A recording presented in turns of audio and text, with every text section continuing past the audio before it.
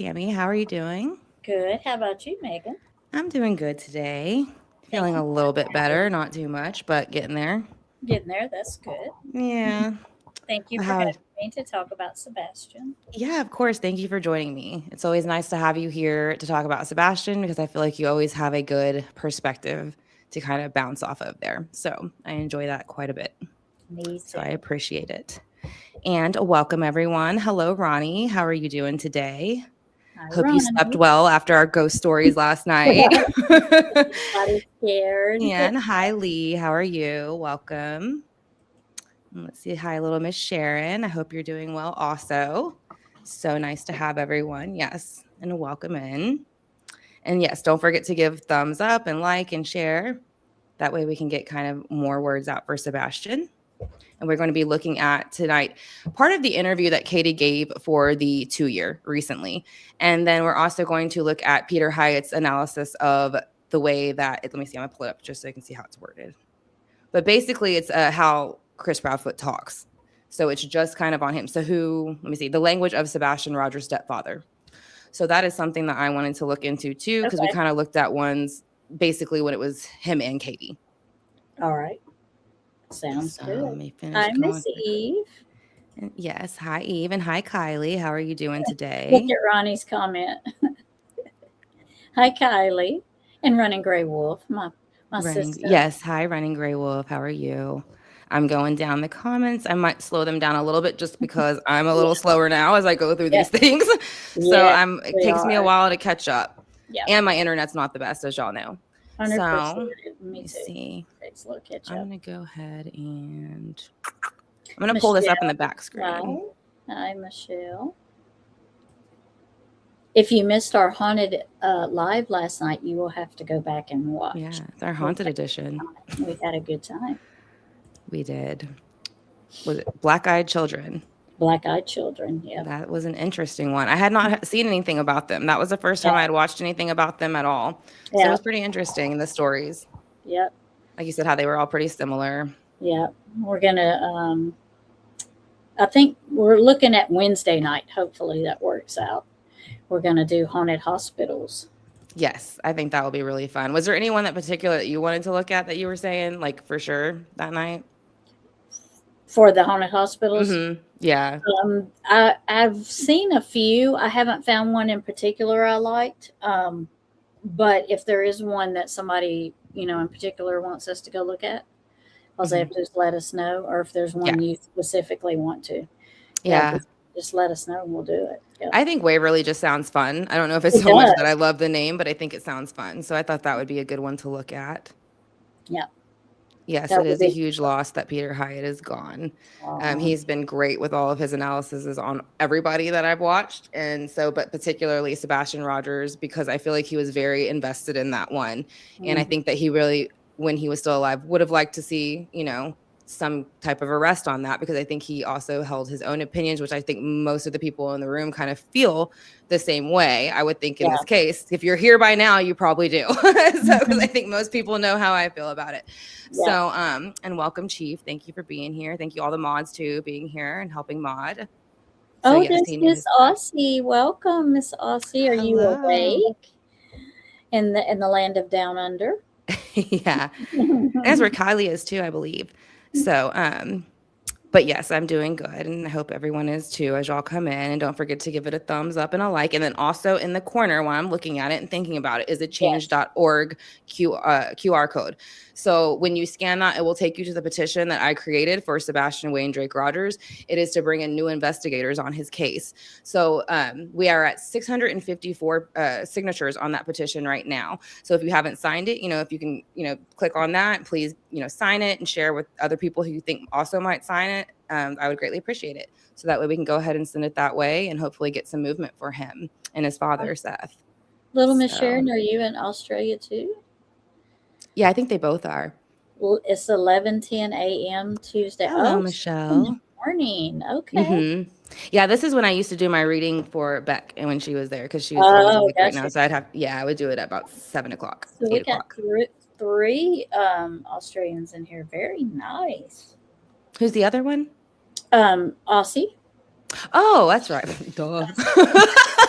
I forgot you said that already. Megan's got a duh moment. So yeah, sorry, I haven't felt great, you guys. My okay, fever hasn't broke the second time. Yeah, I have them all the time. I can say. Yeah. Yeah, the flu virus is going around here really badly Hi, right now. Scout. Welcome back. Did you sleep good last night? Yeah, I'm gonna slow the chat down because it's Did going you, a little fast for me right now. Ronnie said her granddaughter wanted to wear a hoodie to school this morning.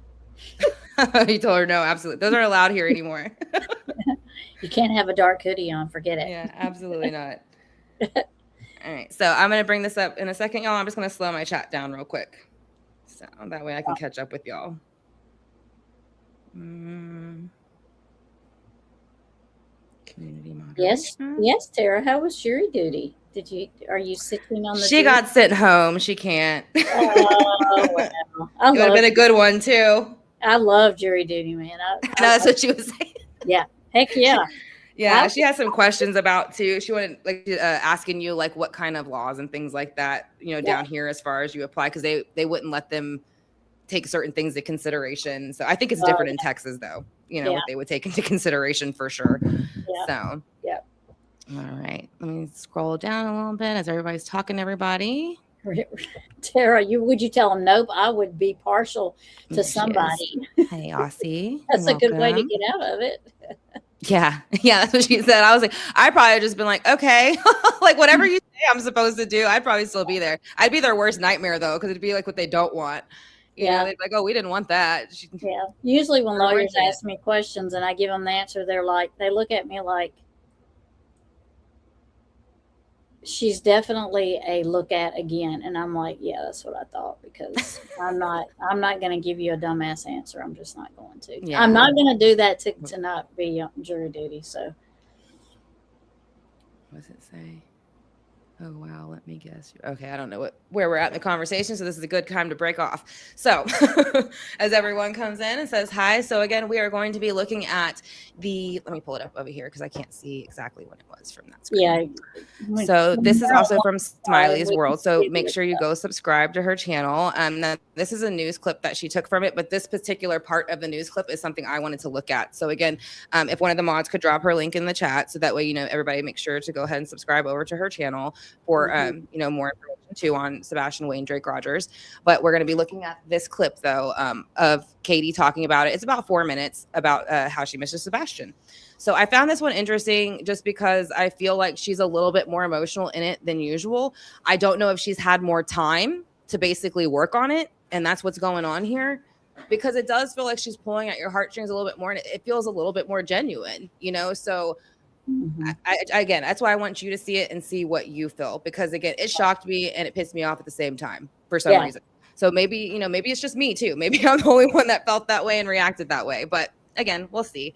But before we get into it though, is there anything you want to say about this clip or anything? I know you haven't seen it, but is there anything you want to say about them in general or anything before we start? Well, I mean, when I first, because I done a reading on Sebastian too, and I always felt like she wasn't always that way with him.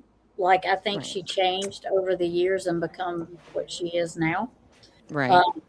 Toward him. So I don't think that she was always that cold, I guess is the word I want to use, toward him. I think he was more. Mom, give him a hug. I think he was more. He meant more to her. Yeah. Hold on one second. Oh, I'm sorry. My mom just left the door. I'm going to grab Connor. But yeah, I'll get back with you in 1 second. I apologize. No, you're good. Oh, never mind. Oh, sorry. They're both out there. Okay, so go ahead. I apologize.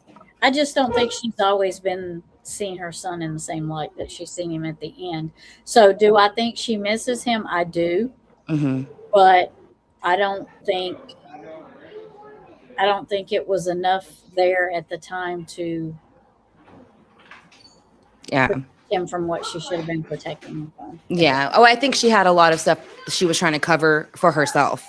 Right. A lot, because regardless of, I don't know again if it was planned or an accident, but it was along the lines of those two things. But I think obviously stuff led up to it. There's CPS reports, there's other things. So I feel like, there was pressure. There was something to hide, and it wasn't just what happened that night on February 25th. Yeah. So, or even that early morning when the supposed garbage truck is behind the house in the common area all of a sudden at 3 a.m. when we never see something like that ever, really. And it's hard. It's hard to think that a mom would be that way toward their child and let not even the dad. I mean, I wouldn't even let the dad, but it's bad enough that it's the stepdad. But it's hard. It's hard to wrap your mind around that somebody could treat their child that way, and you hope at one point they didn't do that. Right. It doesn't make it easier or better. It's just that, Yeah.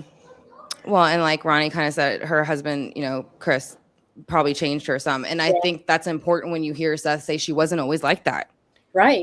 He said when I was married to her, she wasn't like that. Yeah. So, I believe that. I don't, because I do look at the pictures of when they're younger, and she's got tons of pictures with Sebastian. She seems to be, she seems to be happy to be with him. So, that would be the time frame that it seems to fall into place when all these other things started happening.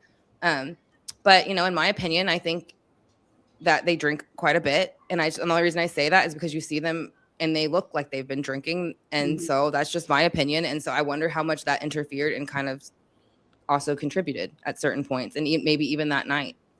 I mean, she even looks different now than she did way different. Yeah. Way different. I mean, even she's changed from the time he went missing to now, but even before that, even before when I think her relationship was better with Sebastian and she treated him like her son, she looks even totally different then. Yeah. That's why when I first saw the pictures of him and her when he was younger, I didn't recognize the two people at first. I was like, that's her. That's the same person. Yeah. And that's what shows you what being conniving and sneaky and manipulative will make you be and make you look like, because like it's eating her up. Look at her. Yeah. You know what I mean? I doubt that, again, she didn't look like that before. So, yeah. So it's just interesting to me that they're kind of still hiding, I guess. I call it hiding because I don't feel like they're out there actually looking and doing what they could be doing. No, they're not. They're not. You're right. I am saying it right. Kylie, yes. Right? Yeah. You're right. It's not just that. That's just part of it. Yeah. Sorry, I kind of hopped around the comments a second. So same, I think Katie became cold due to her marriage to CP. You can see the difference in both mom and Sebastian. Yeah. And that's what I'm saying. There's the ones I even look, and he's a bit older, and again, it's probably right around that 7 to 8 age, and he just looks so he just loves his mom. It's just heartbreaking to see it. How much he loves his mom, and she seems to love him, and then you see and then you look at the Roadhouse video. Yeah. And that just day and night. I can't even watch the Roadhouse video. I cry when I watch the Roadhouse video. I can't watch it. I think that when they said he had autism, which has that ever been, did they really diagnose him with that, or was that they thought? Was there ever a diagnosis? I think it was official diagnosis, but I think it was pretty close to when he went missing. Yeah. So. Yeah, and I think that made them look at him even more different. Mm-hmm. Yeah, I agree. My opinion. And how long he's been missing for 2 years. On February 26th. February 25th was the last time he was seen like on camera, and Katie said he was there. And then February 26th was when he was reported missing of 2024. Yeah. So he's been missing 2 years now. He's 17 now. He was 15 when he went missing. Yeah. And I always found interesting that his flyer said that because he had autism, that would basically impair him from being able to find his way home. And so that always stood out to me. So how did he find his way out? Yeah. How did he find his way out if he can't find his way back? Right. So that's something that always stood out to me about that. And then again, the shoes thing, of course, the no scent, lots of things, Yeah. So, but those just being some of the main ones. Mm-hmm. So with that kind of being said, though, is there anything else you want to say before we pull this up? Mm-hmm. And then we can kind of look at, okay. So this is about 4 minutes. I don't know if I'll stop it. It just kind of depends on, the emotion and if I feel pulled to stop it, but I think we'll kind of run it through and then kind of discuss it. Okay. All right. So let me pull it up on the big screen. And I'm using my internet to guys, just to like my internet, FYI. So it's going to be a little laggy. Tammie's is the one that normally runs fantastic. So, okay. So let me rewind it back. All right. Everybody ready? Let's go. Truthfully, every day hurts the same. I mean, it doesn't get any better. The best way I can describe it is a gaping hole in my heart and in my home and in my family. every day is praying, is hoping, is searching, is asking anyone that we meet, you know, to share his flyer, to know about him, and hopefully find Sebastian. Mm. 15 when he went missing, 17 now. But he has just this beautiful smile. I mean, he's just got a big grin, and he's got a goofy sense of humor, and he loves being helpful, and he enjoys playing video games and building things. He loves animals. Cats particularly are his favorite animal in the world. Green is his favorite color, and he loved getting out and doing things with us, going bowling and going out. We used to go hiking a lot, and we'd hike to like when we lived in California, there were waterfalls and whatnot that we used to go hiking to, and he would get so excited at the end. Just we'd make little videos showing how far we'd come and whatnot, but it's a good kid overall. What do you miss Yeah, most right. about not having him around? Oh God, everything. I miss his smile. I miss telling him to get up in the morning for school and him going, Mom. I miss him making his little jokes. I miss watching him run around with the dogs. I miss all of it, the good, the bad. I miss everything about my son. Describe what it's like to live with so much uncertainty, trying to figure out where he is, if he's okay. Awful. It's horrible, honestly. I don't have a way of knowing if he is okay, of knowing if Sebastian is safe, of if he's being cared for, and where he is. And it's something that I don't think that I will ever be okay or be used to until we get answers. Truthfully, it's hard to keep hopeful when it's been so long without answers. But like I said, I won't let that hope go. I refuse to let that hope go, and I refuse to stop believing that he is out there and that he is going to come home. And I just pray to God that he is looking over him and that he's keeping him safe until we can find him. I know that there are many people out there that are still helping to share his flyer and whatnot. We continue to ask people to do that. We continue to ask people to just stay aware, keep aware of your surroundings, that type of thing. But as far as different, it's the same. It's the same pain. It's the same absence.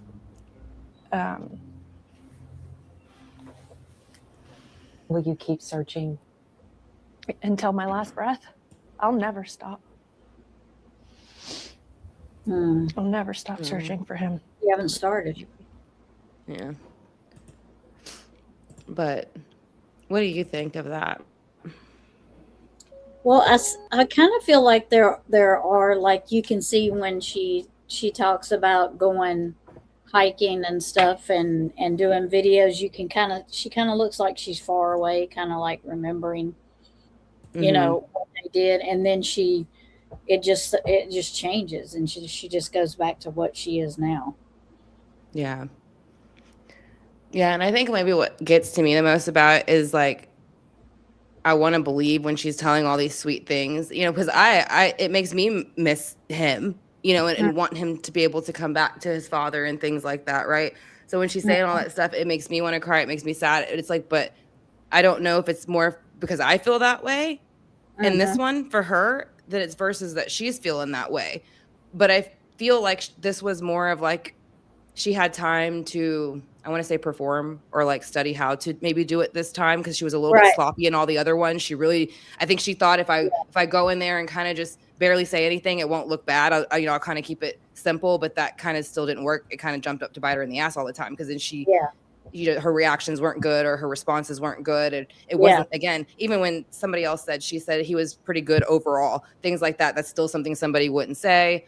Right. I miss, and I'm not saying, even a parent wouldn't say I miss the good with the bad, but for me, I still think I wouldn't even have added the bad because I don't think it would even cross my mind to add that word. I mean, so, yeah. But I think what it is in the beginning is just, I don't know, maybe what gets me the most is it just my heart breaks for Sebastian that this is his situation and this is what he gets. This is what he gets from his mother, which to me is absolutely nothing. But I don't know. I think maybe it's too just all this time has gone by and it just breaks my heart over still for Sebastian. She's like all this time and no answers, and I'm like, how did you just go from? I mean, she kind of switched how she like down and up, down and up, down and up on how she was acting like.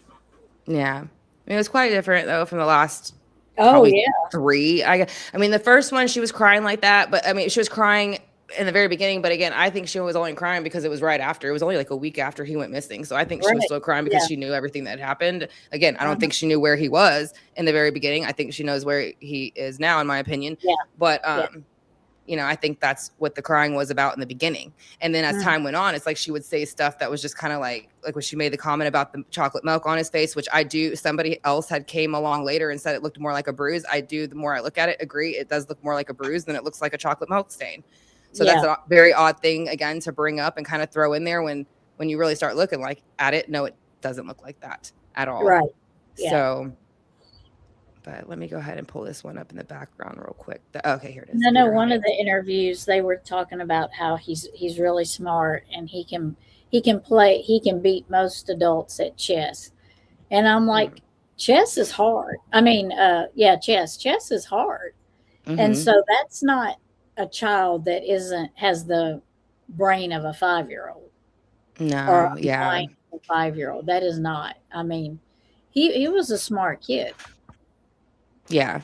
And I think that's after they said that. And then people that knew him started coming forward and saying that no, he was very much more well-spoken than that and well-behaved and, knew a lot more. And then they kind of had to go back and retract that. Yeah. So, and then they said, what we said was misunderstood. And I'm like, nah. No, that's how you said it. Yeah, nobody misunderstood you. That's how you said it. And even when they say, well, call his name, he'll respond. Again, they're giving you the impression that he knows his name, but there's not much else. That's what I took from it when they say it that way. There's not much else you could really get out of him, but he knows his name. So that's just how I took it when they said it that way. Because again, my son being autistic, that's what I would think when they said it that way. Yeah. So chess is extremely complex. Yeah, it is. Yeah. So what we're going to pull up here, I'm going to go ahead and pull up the second screen again. So it's going to be this is Peter Hyatt talking about his stepfather's language, which would be Chris Proudfoot's language, and kind of just what he thinks of it. And I thought it would be really great to kind of get it. And so this is a live, when he did his videos, it's usually live streaming. So he'll be kind of talking to people as he goes through it. Okay. So let me go ahead and restart it and then pull it up because I got to take off some of the chats. But then this is Peter Hyatt's channel. So again, if one of the mods in chat doesn't mind dropping Peter Hyatt's channel's link, I'd appreciate it. I mean, I know he's passed, but still, we always want to share his channel because there's tons of other great things. There's the McCann's case. There's lots of stuff on the Proudfoots case. There's Summer Wells stuff, so there's tons of things on his channel to look at. Yeah. So I'm going to go ahead and run it back, though, to the beginning and then pull it up on the screen for us. But have you watched any of these? You have watched one with me so far of him, right? We watched one. Yeah. Yeah. Okay. And then is there anything you want to kind of say about him, though, before, with him at all, before we go ahead and start it or anything at all? Just that I like his perspective on things. He's I like his ideas and how he looks at things. I don't always agree, because I don't always agree with everybody. But I like to hear his take on everything. Yeah. About, these kind of cases. And especially because he talks about working for CPS, and then he also talks about working with special needs and autistic individuals. Right. And that was right along his lines. And I think, again, that's why he was so into Sebastian's case and wanting answers and speaking what he knows on it and what he thought about it. And this is the one I feel like he ever was very I think he was invested in all of them, but this one seemed to have his heart a little bit. I feel like, because I've never really seen him get too emotional. And there was times you could tell he was just pissed when he would hear Chris Proudfoot, Mr. Chris. He hated Mr. Chris. Oh, yes. Yeah, He says that a lot. Peter, the one that thought that he really thought he walked out? Is he the one? He thinks, well, for a while, I want to say I don't know what he thought more towards the end. I've gone through most of his, but sometimes when they would kind of start chatting about other stuff, I would kind of skip forward. But I know in the beginning, he kind of thought that something had happened and Sebastian might have ran out to get away from them because he was scared and maybe he lost or something like that. Yeah. But I think as time went on, maybe that started shifting a bit.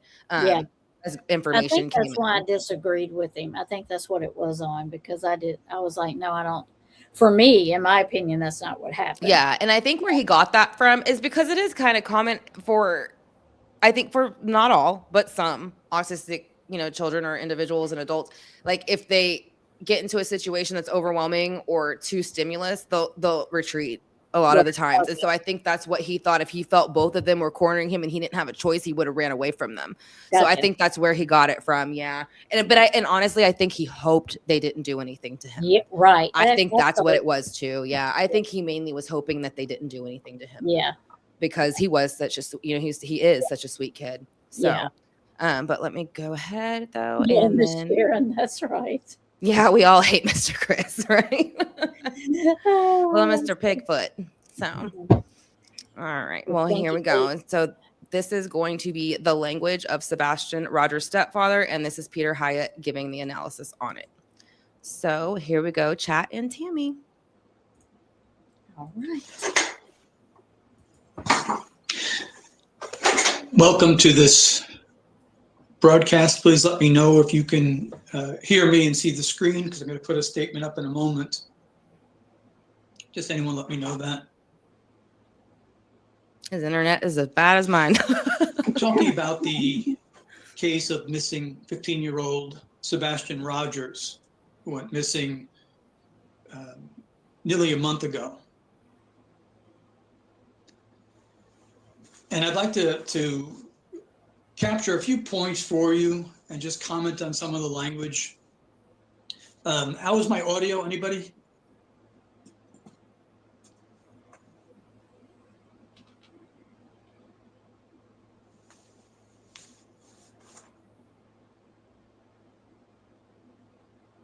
I think I'm getting there in terms of improving some of the quality of this, but okay. Me too. I think I'm getting there, Mr. Peter. The interview that they did. Not sure though. Actually, some of the behavioral analysis and then some thoughts on the interview itself. So behavioral analysis, the first thing we look for when a child goes missing is for the parents to cry out for the child. Absolutely just cry out for the child, and to be what will appear to be at times distracted in interviews because they're spending all their effort and energy worried about what the child is experiencing at that moment. Just a pattern of innocent parents. And, regrettably, but beneficially in terms of analysis, in terms of understanding, there's been too many of these crimes to not have some form of data put together. And what we find is no different than if you were out shopping and your child wandered off, you'd start yelling and looking immediately. In this particular case, 15-year-old Sebastian is autistic. I don't think in any way it's mild. I think there were significant challenges for him. In this case, he lived with his mother and his stepfather, who was ready to move to his father's. And in that initial interview, the media labeled it breaking their silence, which I thought was an accurate tag to give it. And you ask yourself, well, why would anyone be silent when their child is missing? And I don't know of any circumstances where police have said be silent. I think the standards set long ago, polygraph me, get the media in front of me. I got to get my son or daughter's name out there, face out there, that sort of thing. We didn't see that. We didn't see that. We had to have the silence broken. And so that first interview, I concluded in terms of statement analysis that mother and stepfather were concealing information about the case and the time period of the information that's missing was just before he went missing, just before he, in their words, he left. And so that I knew immediately something was wrong with this case. But some other observations on the language. Mother and stepfather did not give an indication that they knew he was dead, at least in the language. With respect to others' opinions on that, I could be wrong on it, but I'll explain why a little bit, why that is.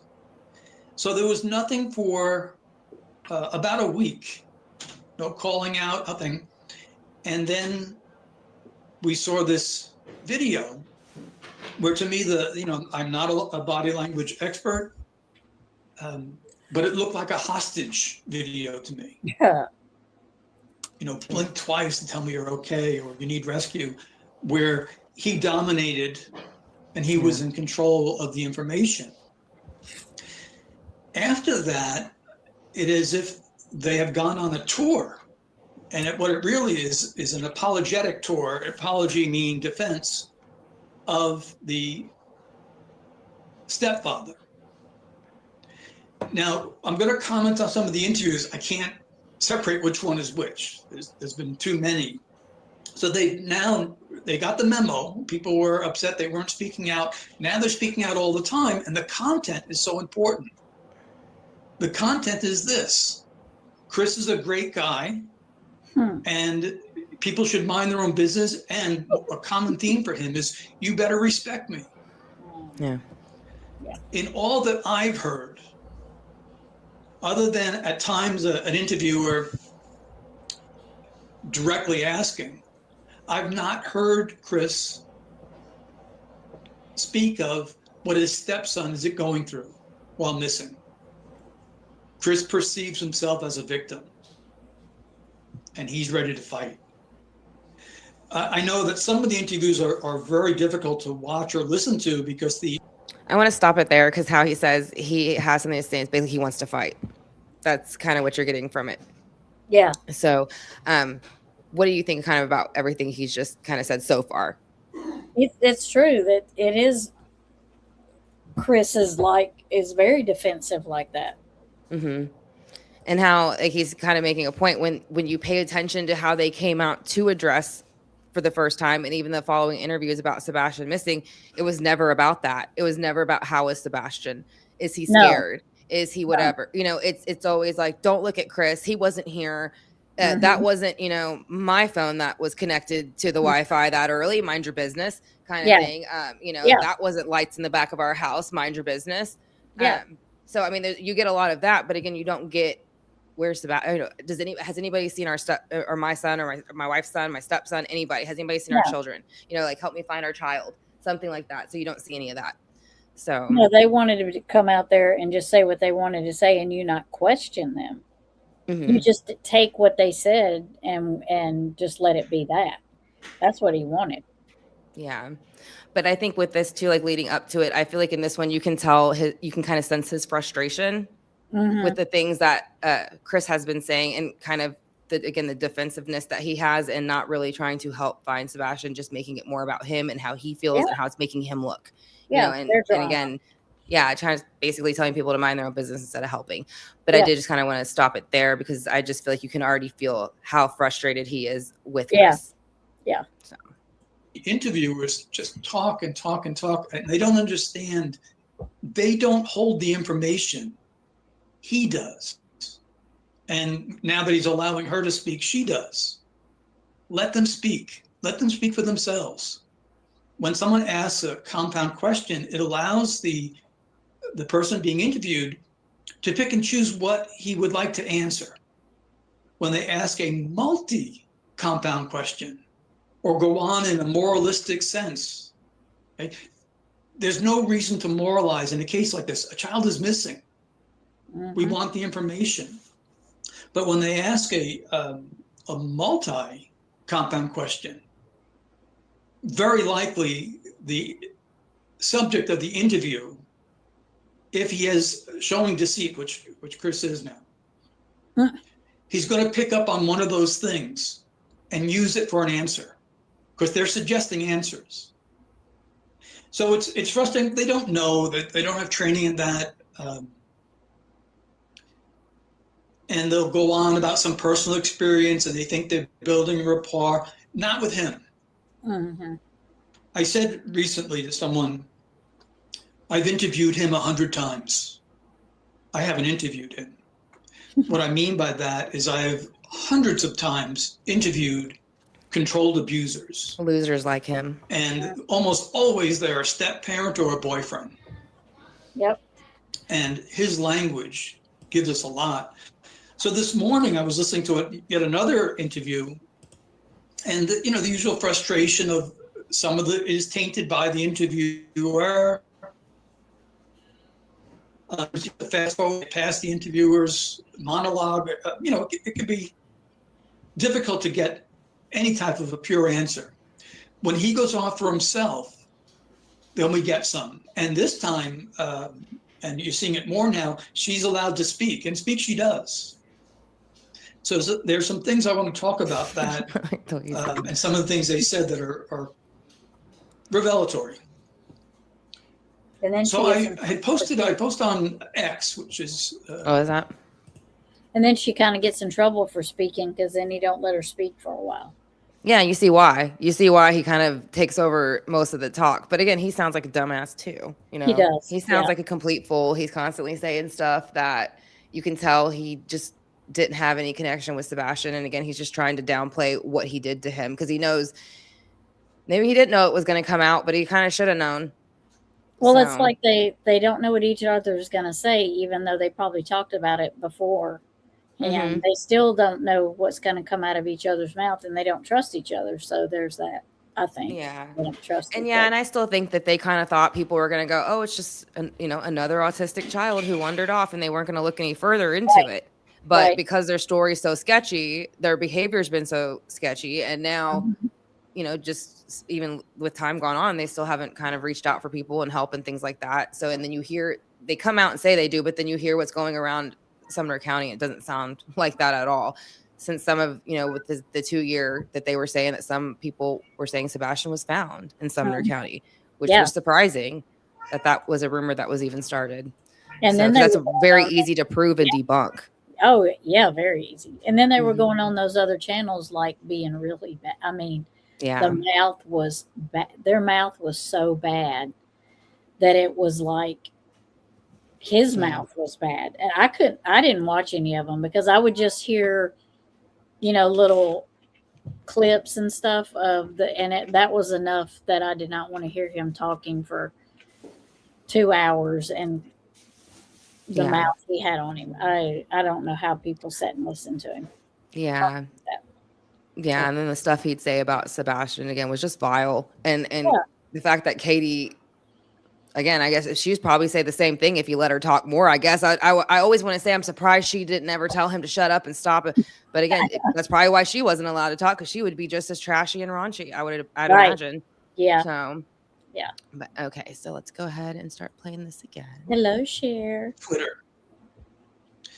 Short commentary, a little bit of analysis, that sort of thing, about my views of the case. In their initial interview, they were not just repetitive, which is sensitive, but they spoke reliably that he walked out the door. And of course, some with training will question about why a door, and the door is very sensitive.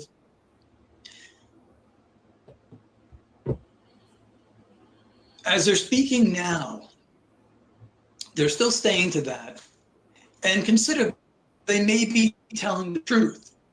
And what they're maybe concealing, what I believe they're concealing, is an altercation of some form and an escalation that was more than just that Sunday. that goes back and part of their history. For at least, I think at least 2 years. And I'll get to some of that questions.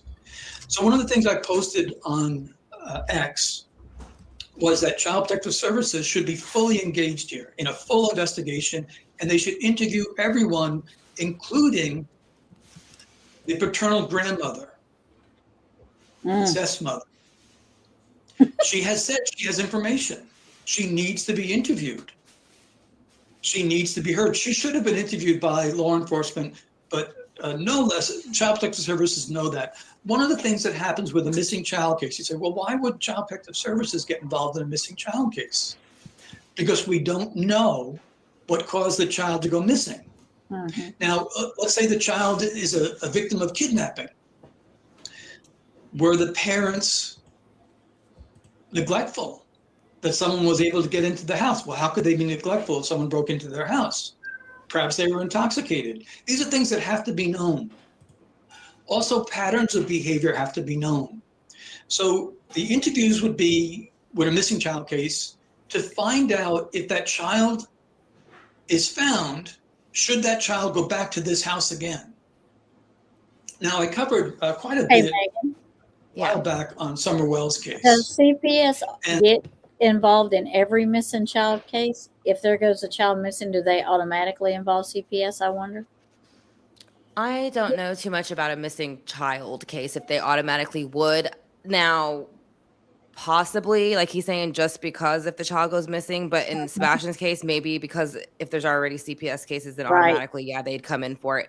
But I don't know. That's a good question, if they would automatically go ahead and go into that. So we'll have to look that up and for the next live for Sebastian's and see if that's something that they would have done, or if anybody in chat knows that, you know, if y'all could throw that in there, if y'all think that CPS would have automatically got involved. But yeah, I would probably assume so. With Sebastian, most definitely, because there was 5 reports already. So you would definitely think CPS. But then again, that CPS was kind of shady, and they ended up, you know, that lady ended up losing her job after Sebastian went missing. So, you know, would they bring that same group of CPS people in to well, they'd have to go by county. So yeah, I mean, obviously she's fired, so it wouldn't be her. Even if she wouldn't have got fired, it wouldn't be her. But I would imagine, I don't know, they might be able to hop to a different county. That's also a good question. Yeah. If they would be able to hop to a different county because that county already dropped the ball. Right. But that'd be something else we can look up for the next one. Yeah. And hi, Tom, welcome. Thank you for being here. And thank you everyone as y'all come in. Let's see, Kylie. I would think so. Yeah, I would think so. That makes the most sense to me that they would get involved. Yeah. But you never know. I guess it would depend too, you know. So let's see. The drug involvement alone would invite all sorts of trouble onto that property. And then there was the language from the father that indicates sexual abuse. And it was a really bad case. And she's still technically missing. So we want to know, is the child in jeopardy if the child returns to this home? So we need to know what the home was like. We need to know the quality of the relationship between mother and child. We need to learn the history. That means, in this particular case, mother, stepfather, bio dad, grandparents, aunts, uncles, teachers, coaches, pediatrician, neighbors, anyone. And one of the questions asked, do you have concerns? And what you may learn is, yeah, we've had concerns. Or no, I don't let my own son go over there, and hear the reasons why. And so it's not accusatory towards anyone. It's the gathering of information. We need to know. And so in interviewing a pediatrician, for instance, have you had concerns? He opens the chart and maybe there's red marks there, or I've addressed them. And my follow-up question to the pediatrician would be, have you met the stepfather? What was your impression? Because he leaves quite an impression.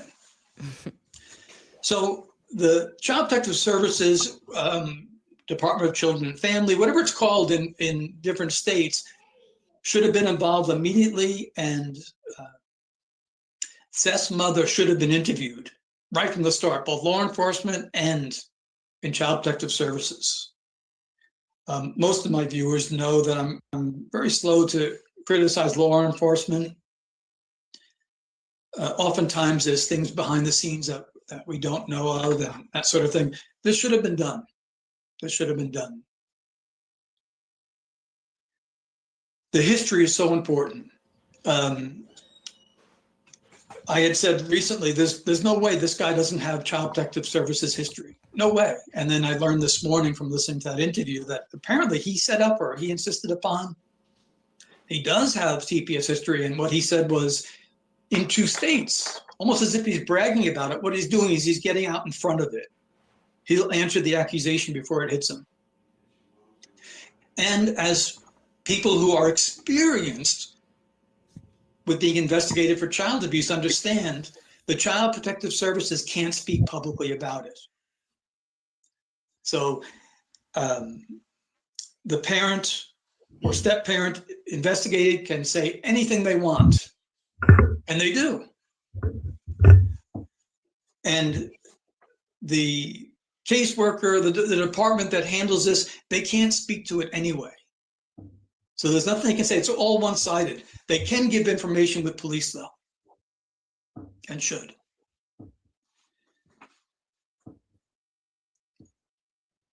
So what does the stepfather's language reveal? And one of my associates, Jenny, did an excellent job on we call it a psycholinguistic profile, a profile based on the language.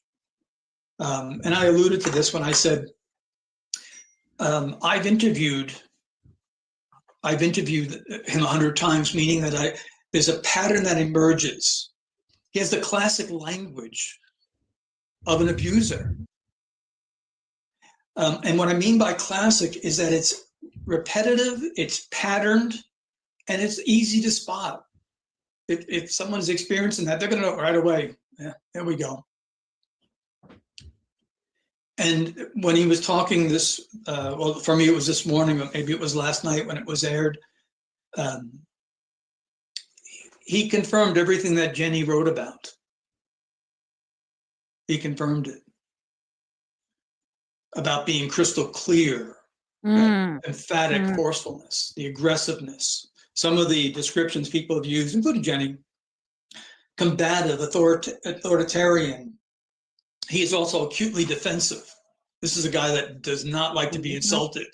No. And he went on and on and on. And he's done that defending himself. He loves to insult, though. He ended up admitting that he has, nothing to hide. And then, of course, he doesn't answer questions. But in this particular case, he did about his marriages. This is his 5th marriage.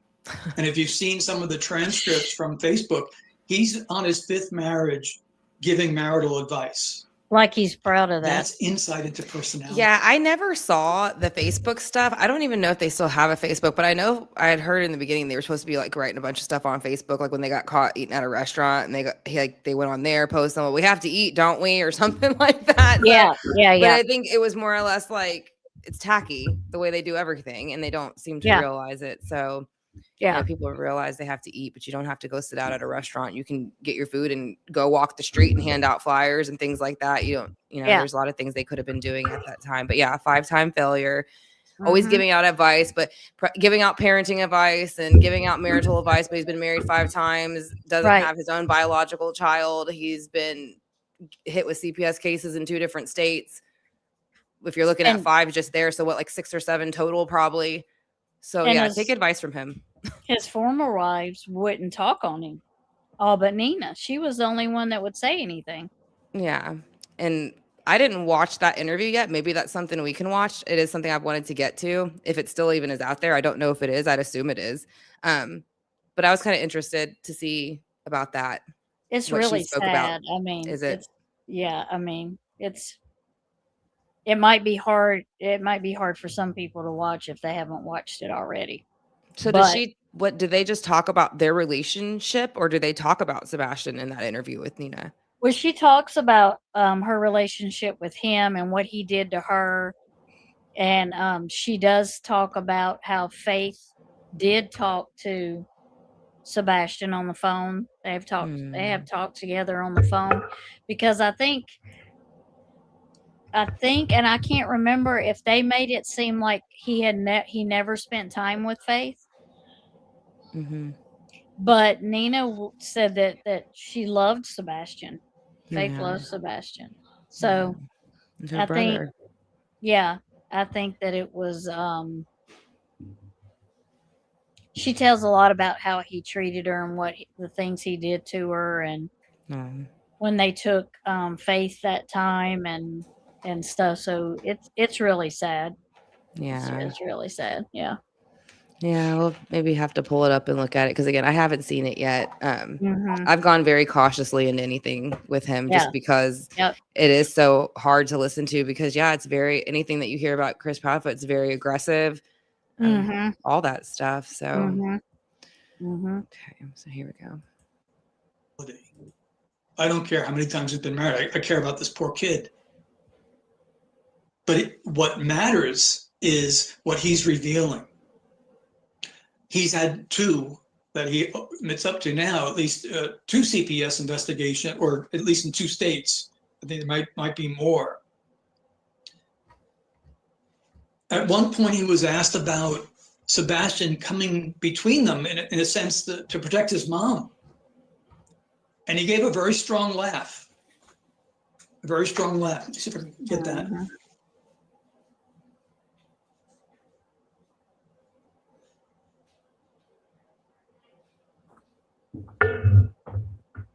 A strong laugh.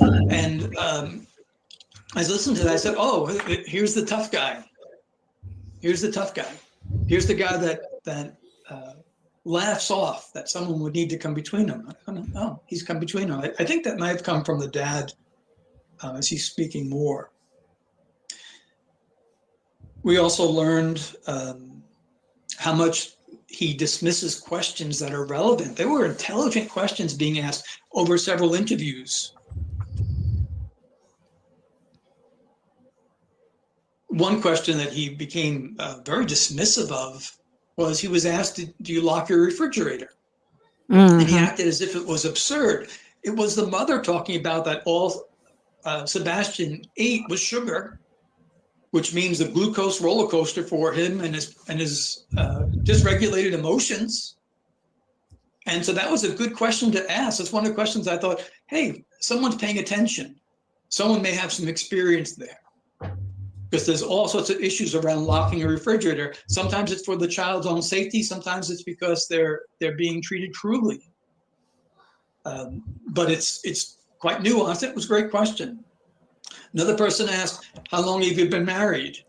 And I wonder what made them want to ask that question about the fridge, because that's not an average question. Do you know what made them want to ask that question?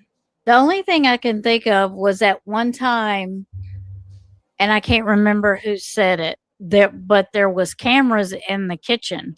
Mm-hmm. So they knew when Sebastian was getting into the refrigerator. Yeah. See, I see like lots of pictures, and well, they put lots of pictures of him where he's eating and stuff. And I'm not saying he didn't go into sugar and stuff, but he has a pretty open diet, it looks like, for, a child. He's, again, not child, he's 15, but I mean, my son won't eat salad or, a lot of the stuff that goes with tacos and things like that I would see him in pictures eating. So I was kind of surprised to see how open his diet was and how much he seemed to love food. So I was shocked when I heard them make the comment that he only liked sugar, because I mean, again, I just didn't see that from some of the pictures of him enjoying food. It looked like he enjoyed all food, and what kid doesn't love sugar too? Yeah. So, but the thing was, she could have regulated that. She could have had things in the house that didn't have sugar in them. Yeah. I mean, she could have had some stuff in there, limit it. Yeah. His sugar. And you know what I'm saying? I'm not saying it to be mean or anything but if you regulate it, then they won't be getting too much sugar. Yeah. I guess that's probably their idea with the fridge, but if that Yeah. was, but I don't know. Yeah, I guess mean, it's just an odd question to me to for a reporter or is an odd somebody to question. ask when a child goes missing. It's not something I would think of to ask. So I didn't know if besides them saying about cameras being in the kitchen or on the fridge or, you know, with locks and stuff, I didn't know if somebody else had seen it or there was something that made somebody think that other than. And I think because they've made the comments that he would go in there at night after they went to bed and sneak food out of the kitchen. And so I think that maybe that was where it came from too. Yeah. And which part of it, Claudia, are you talking about that he just said about the disability? He said there was something that he said about it and she was wondering if anybody caught it.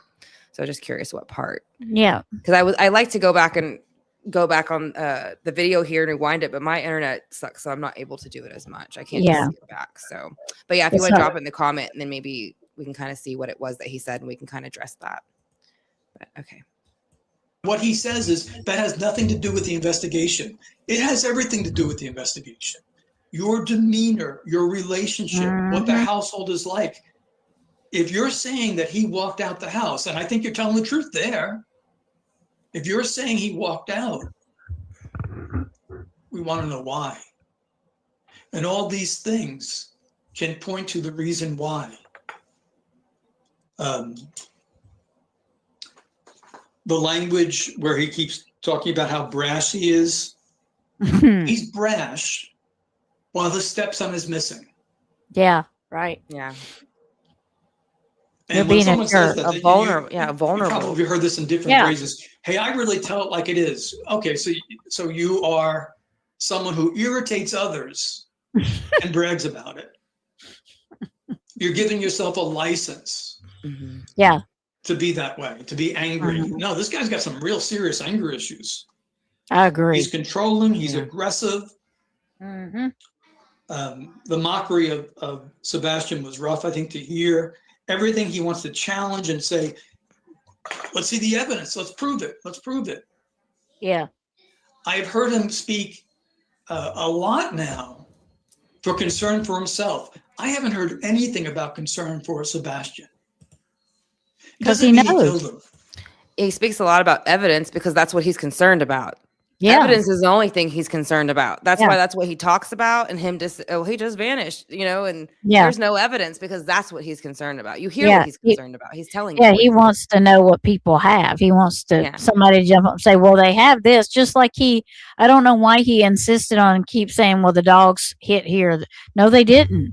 They even tell you to your face the dogs didn't hit there. And you keep saying the dogs hit there. No, they didn't. Yeah.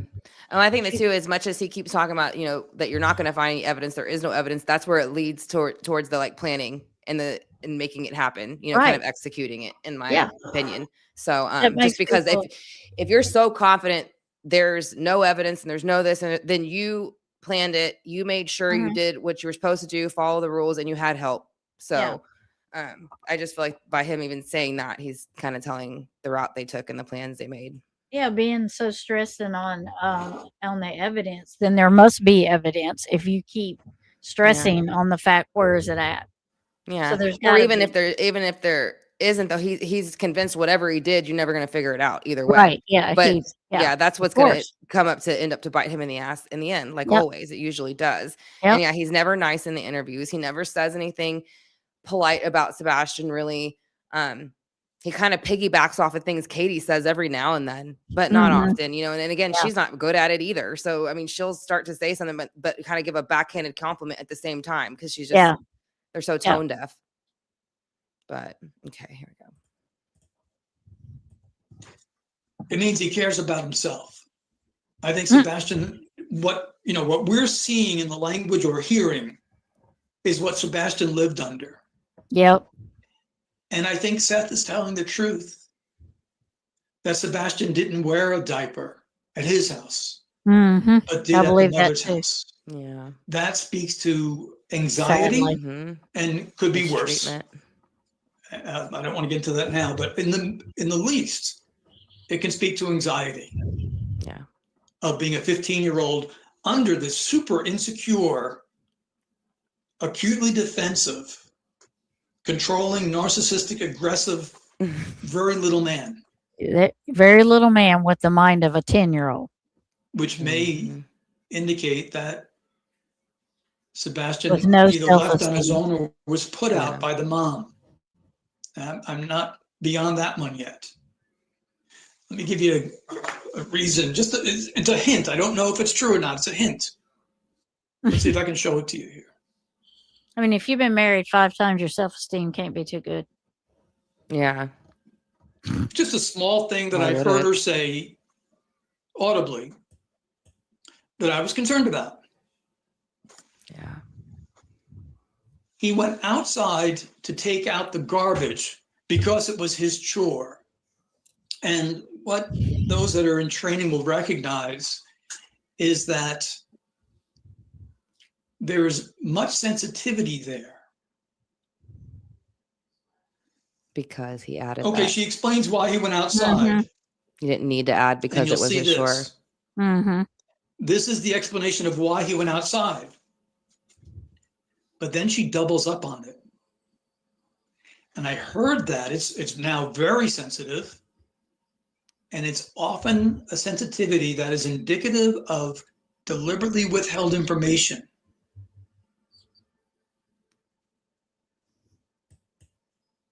You didn't, I don't once believe you he told took the us trash out. why he went outside, we're done. Yeah, I don't You even. didn't have to double up on it.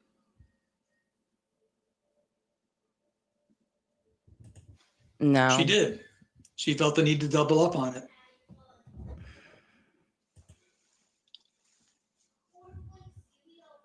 Mm-hmm. And I thought to myself, did she lock him out without his shoes at the behest, I think, of the stepfather who shows no empathy? He has shown no empathy. He may respond when he's fed something, but when he's speaking freely, when he's choosing his own words, when he is now off talking, he doesn't show empathy. Did he, on the phone, tell mother, lock him out? Is that why she has this, what we call like a hyper need to explain why he was out there?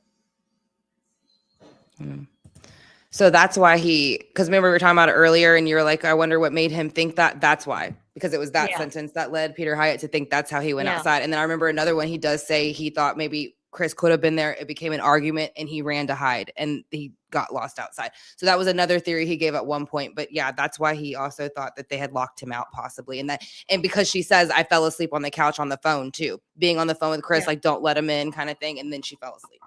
Well, I do believe they locked him out often. Yeah. I do believe that, but I don't believe that's what happened that night. Yeah. But I Yeah. do believe that they locked him out often. Mm-hmm. I think that wasn't just a one night thing. I think they've done it before. I guess punishment whenever he didn't do what he was supposed to do, or Yeah. whenever they said that to him. Yeah. Yeah, I believe don't think that. that's him taking the trash out either, just because the way Katie keeps trying to defend it and that she's saying that I think she says the FBI saw it and says it's him. But from what I understand, the video was so grainy and such bad footage that you can't tell. And that's why whenever they brought up where at one point there was supposed to be some footage that came out from some private investigator they had hired again. And remember, we watched it on here and it looked like you couldn't really tell what it was, but they were so convinced, like especially Chris Proudfoot, he was the main one coming out and going, that's him. That's, that's him on the camera probably. It was supposed to be around 12 o'clock or something like that at night. Yeah. But he was so convinced though that the lights in the back of the house were nothing, right? Right. So the lights in the back of the house are nothing, but here's some footage again that's so grainy you can't see what it is, but that's him for sure. So everybody again stop talking about it, kind of thing. Well, Seth said you can't even tell what it is. He's seen it. He can't even. You can't even tell what it is. But I don't think he took the trash out for a couple of reasons. One reason is because the dogs didn't pick up any scent from Sebastian. Yeah. Walking out of the house. They didn't pick it up anywhere. And had he taken the trash out the night before he went missing or the night he went missing, they would have picked that up. They would have picked it up from the garage to the trash can back into the house, and they didn't pick any scent of him up. That's why I don't think he was there taking the trash out. Yeah. And again, that footage is so bad. And Yeah. the fact that Katie's trying to push it so hard and she's not pushing anything else about Sebastian Mhm. kind of tells you that that's bogus footage. And it came from Yeah. their own private investigator, I'm pretty sure, is where that one came from. Yeah. So I can never get a comment from CP about Sebastian. I'm scared at the garage door. What makes, yeah. Yeah, we'll have to look. Kylie has a lot of spirit box sessions and things like that Okay. for Sebastian. So that'll be something. And I think her links has been dropped in here too, if y'all are interested in good. checking that Okay. out. So yeah, she's a lot of good sessions on hers. So I'm gonna go ahead and start this again though. His stepson is missing. He called his stepson a liar. And Chris is the victim. He's always CPS isn't going to answer that.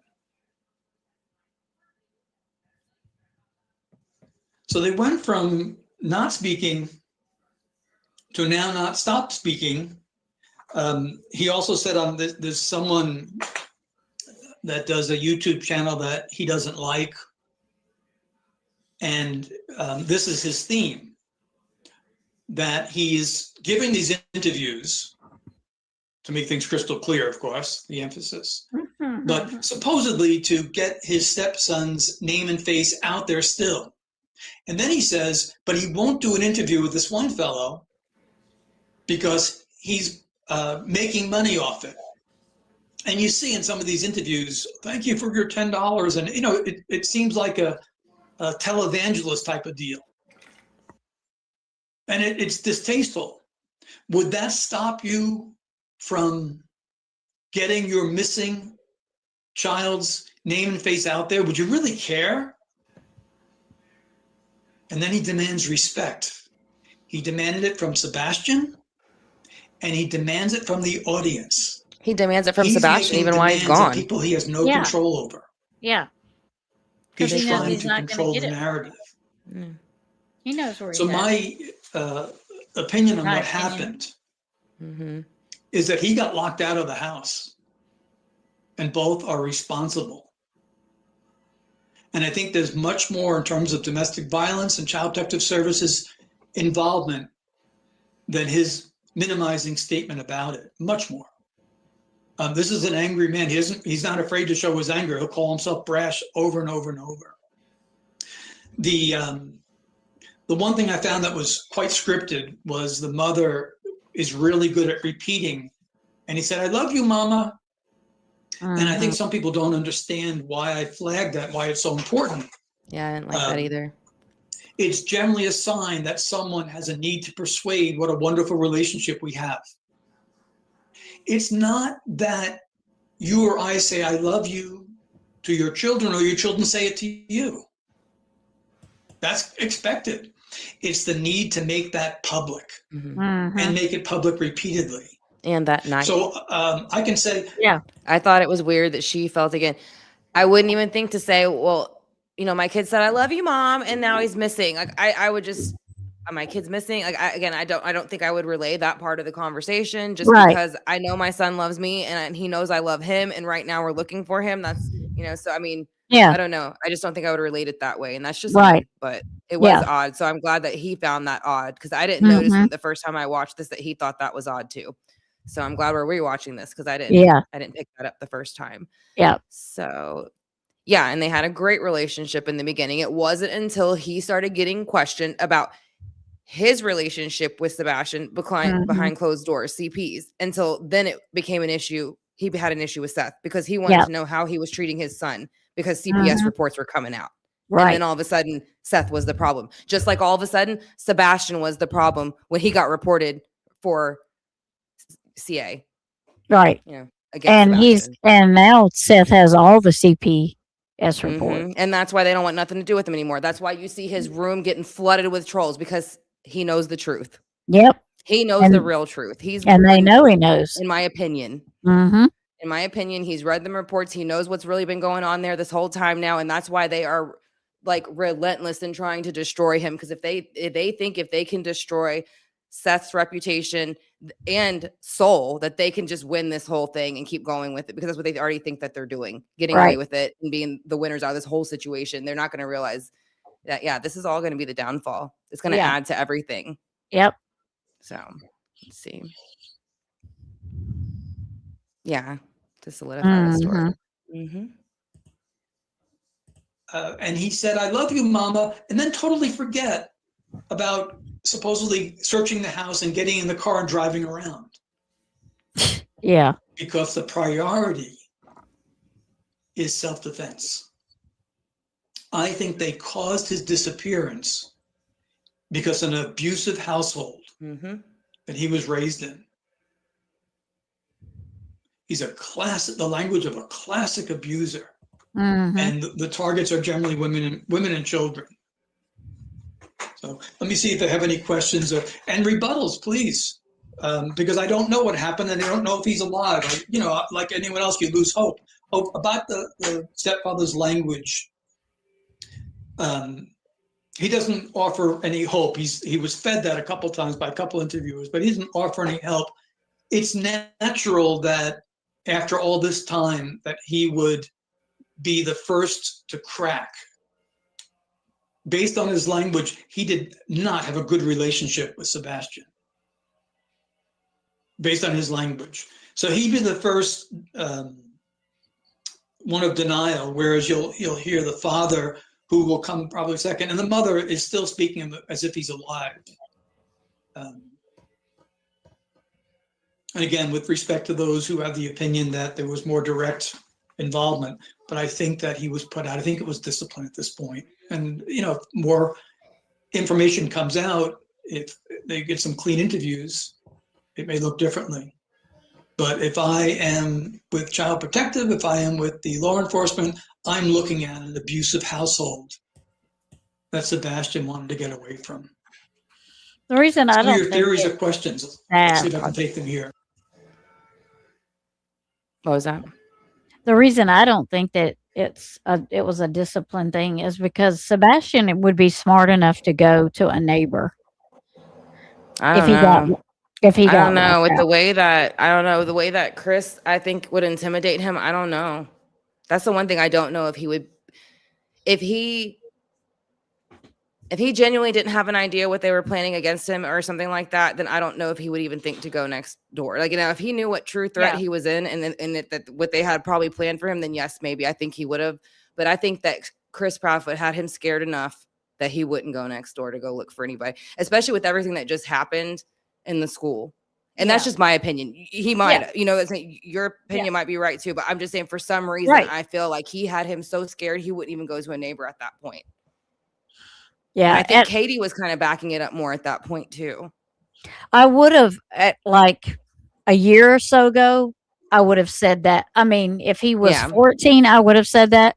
But I think he was becoming, I think he had started looking up, things that were happening to him, and he started finding out ways to get help.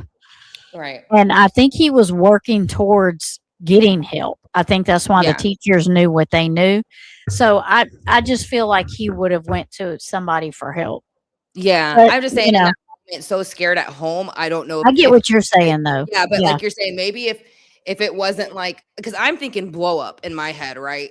Right. If it was that, I don't know if he would have been able to like process to go next door to somebody. Like, I don't know if he'd been able to figure out what to do in that moment.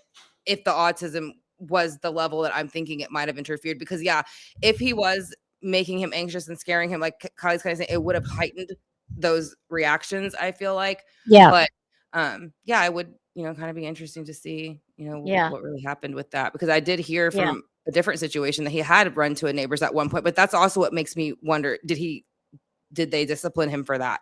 If that happened, or did he attempt maybe, again to do that? And they're like, you ain't going to do that again. And this is why.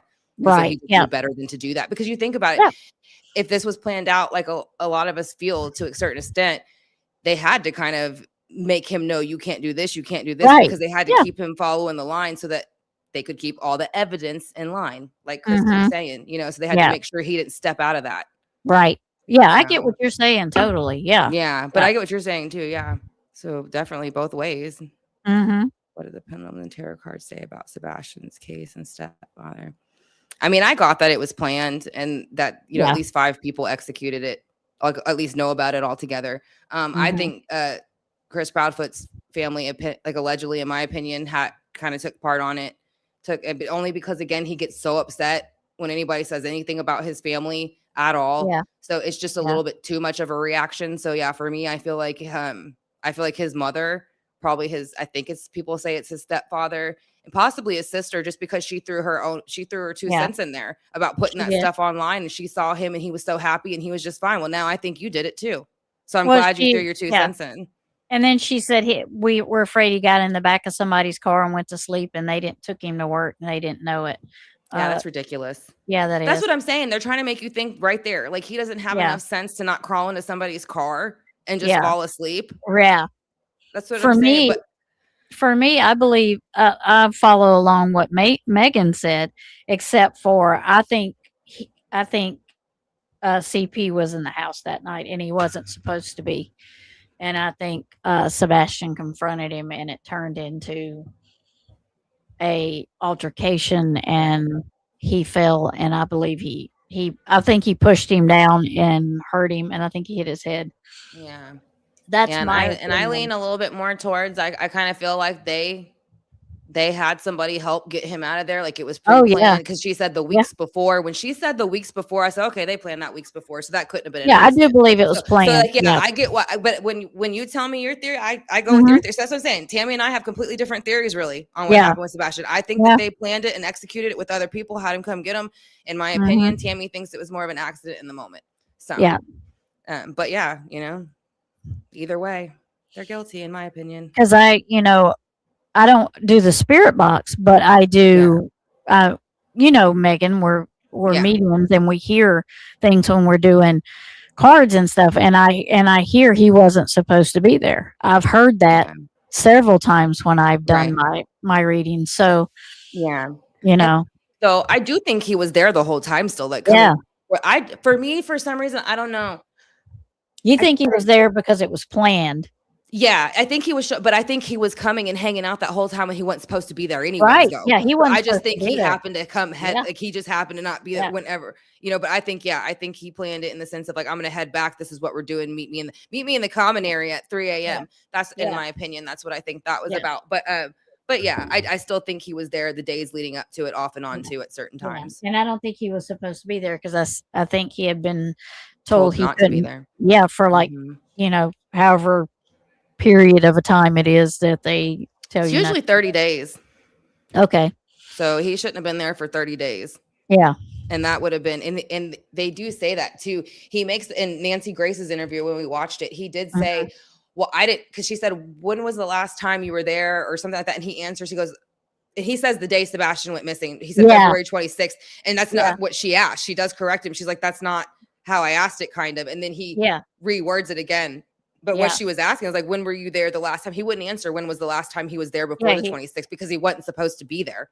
Yeah, and he says, well, I can't tell you that because that's part of the investigation. Yeah, no, it's not. He wasn't supposed to be there. He wasn't supposed to be there, and he didn't want to have to go into it on Nancy Grace that he was basically kicked out of that house for 30 days, so they investigated him.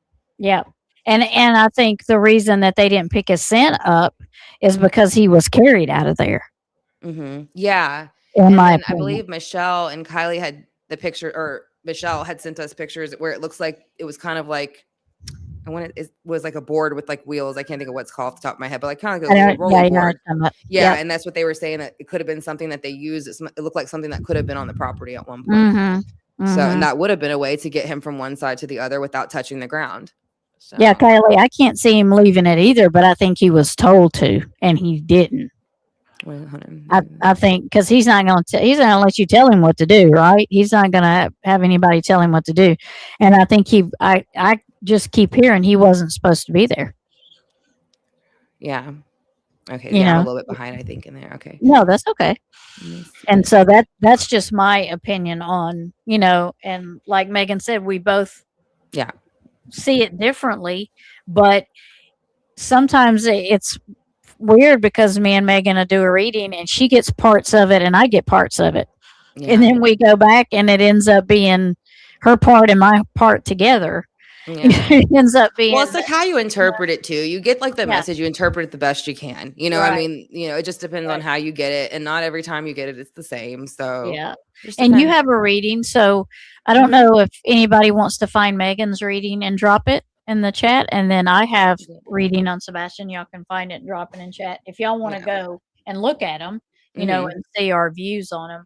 But I think Yeah. Megan has more than one. Yeah, I have a whole playlist. It's like Yeah. set up too, so I can also Yeah. like put the whole playlist in there too if anybody, because it's a mixture of like the analysis that we've done, the birth charts, the Yeah. lives. It's pretty much Right. everything. Yeah, Yeah. so it's a Yeah. lot of stuff. I think there's probably like over 100 videos in it, so there's a lot Yeah. of stuff on Sebastian in the playlist. Yeah. that And I have for just him. have the one as far as a reading. Yeah, I yeah. just have the one I done. Yeah. Yeah, but yeah, we'll drop that in there, and then let me make sure I didn't miss anybody. I feel like the chat's like stops, and then all of a sudden there's a bunch I didn't I see. know.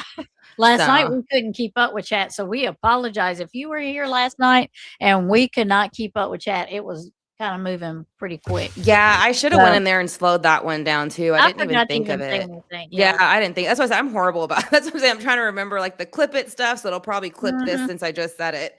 Mhm. But Mhm. so let me see. No sense on the ground. Thank you for answering your question. Of course, Scout. I can't see leaving teenagers. Wow, that's Sebastian. Sorry. Oh no, Michelle, you're good. You're good. Oh yeah, you're good. We were just talking about the pictures. I believe that you had sent that where it looked like, and I keep wanting to say like it was kind of like a cart, I guess, kind of like a wheel cart where she had sent where it looked like they could have been maybe moving stuff from maybe possibly the back of the house to whatever car or what would have been waiting in that common area type thing, but that would have been a way to get around getting any scent on the ground. So I Mhm. thought that was a really good thing. I never thought about that until Michelle Yeah. brought that up, and Kylie, they were talking about that in chat. I think Well, little Miss this Sharon vi- and her were talking about it too. Yeah.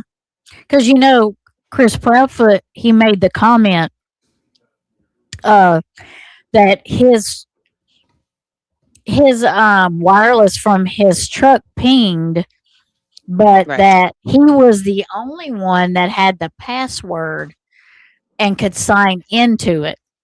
So that means you were the one driving your truck that Yeah. night. Mm-hmm. I mean, you just because he's like nobody else can get into that but me. Okay, do you realize what you just said? Yeah. You No, and they realize- don't. Yeah, Yeah. they're so confident that you're not going to Yeah. trip them up on it. They trip them. They tell you exactly when they're trying to trip Yeah. you up. Yeah. Do you So- realize you just put yourself there? Yeah. Let's see. Right. An industrial lift. Okay. Industrial lift. Okay, there we go. I was like, I know there's like a key word for it. I was like, I'm just Yeah. missing it. So thank gosh you showed up. You're She right. was the one That that was told us. having a party last night, Ronnie. Yeah, It was. man, it was going. It was. I should have slowed that down about 30 seconds. Mm-hmm. It's interesting though, Tammie. I told you, right? Don't Yeah. see it, do you? Nope, I do Told not. ya. Mhm. Told you. Mhm. Mhm. Okay, so it was a tabletop. Do you think they use? We will look Wednesday too, though. We will see Mhm. what Yeah, happens. that'll be Hopefully interesting. Wednesday. Hopefully. Yeah. And yeah, there's the playlist. Scout just dropped. So that's going to be for Sebastian's. And then we'll go ahead and put Tammie's reading in there too. As we get through the live. And then we can also put it on the description. So you can kind of go check that out too if you're interested in watching hers on that. Yeah. So, and It'll kind of give They you a had a good big- idea of what. yeah, of we how think. she got what she, and how Yeah. we kind of put those together. Mhm. But they had a big white lift on their property as well as a trailer to pull behind the vehicle. Yeah. What kind of lift? I mean, like a lift that lifts a person up, or kind of lift like you lift stuff up, like a forklift kind of like thing. Is that what you mean? Something like that. Do you mind taking chat for 1 second? I'll be No, right back. Okay, I'll be Mm-mm. right back.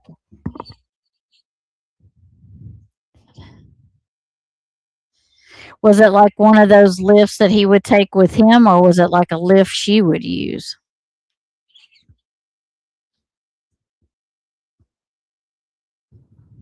I know, yeah, and sometimes I'll say stuff in my reading, and when I go back, I'm like, I did say that, because sometimes I hear stuff and I say what I hear, but I don't always remember it exactly because it's during a reading, so you don't always.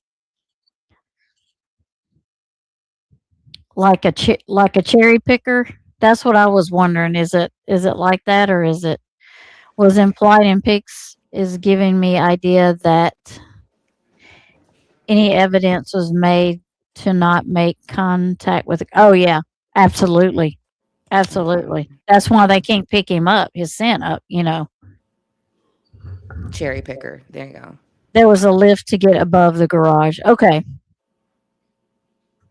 Yep. Okay. Okay. Okay, I'm catching up one more, and then we will get back to the rest of his. And again, I love how much he's being so honest, and like his real true feelings in this one. He's always so super like professional in how he says things and how he like kind of communicates it with everybody, and he really never shows his emotion too much or his opinion. And I like that he is so sick of Chris Proudfoot at this point. I like how he called him every bad name in the book. It was so hilarious. He gave this long narcissistic and I was like, narcissistic, but abusive. he's gonna say we might be here a few minutes with this Like, description. tell him, Peter. That's right. That's right. Get him. That's the problem. Nobody got him when he was young when they should have. Nobody got his ass in line when he should have gotten in line. Yeah. Bobcat on the property. And I'm sure if and I can see him watching any videos or anything that would have to have done with Sebastian.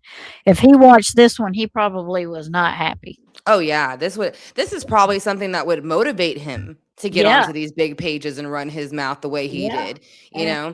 And he knew he couldn't directly say nothing about him because it would have came back to him. And Seth had already been on here. So we haven't looked at Seth's yet, but I actually have it saved next to this one with Peter Hyatt. He's a little bit more quiet in it, but it's very beginning early on. And I think, he's just being quiet, reserved, trying to fill out Peter too, which I would, too, because at this point, this is when about an interview or about I would just say video, because I don't know. He did these lives, but it was about 2 or 3 lives after the first one when Sebastian went missing. And then I believe that's when Seth came on. Gotcha. So I do want to look at that one too and just kind of get his, that perspective of that one. Yeah. So let me see. I feel like it kind of hopped up again. Disturbing. The memories these people have shared. Weird. Yeah. 1, 2, lift other. Okay. No. Are you talking about to Michelle? I haven't seen it. I have to go. I haven't checked my emails again though. So I'm gonna go ahead and play this though.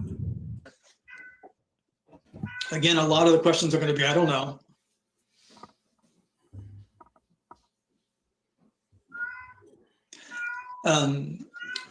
Where did they take him to teach him a lesson? I don't know.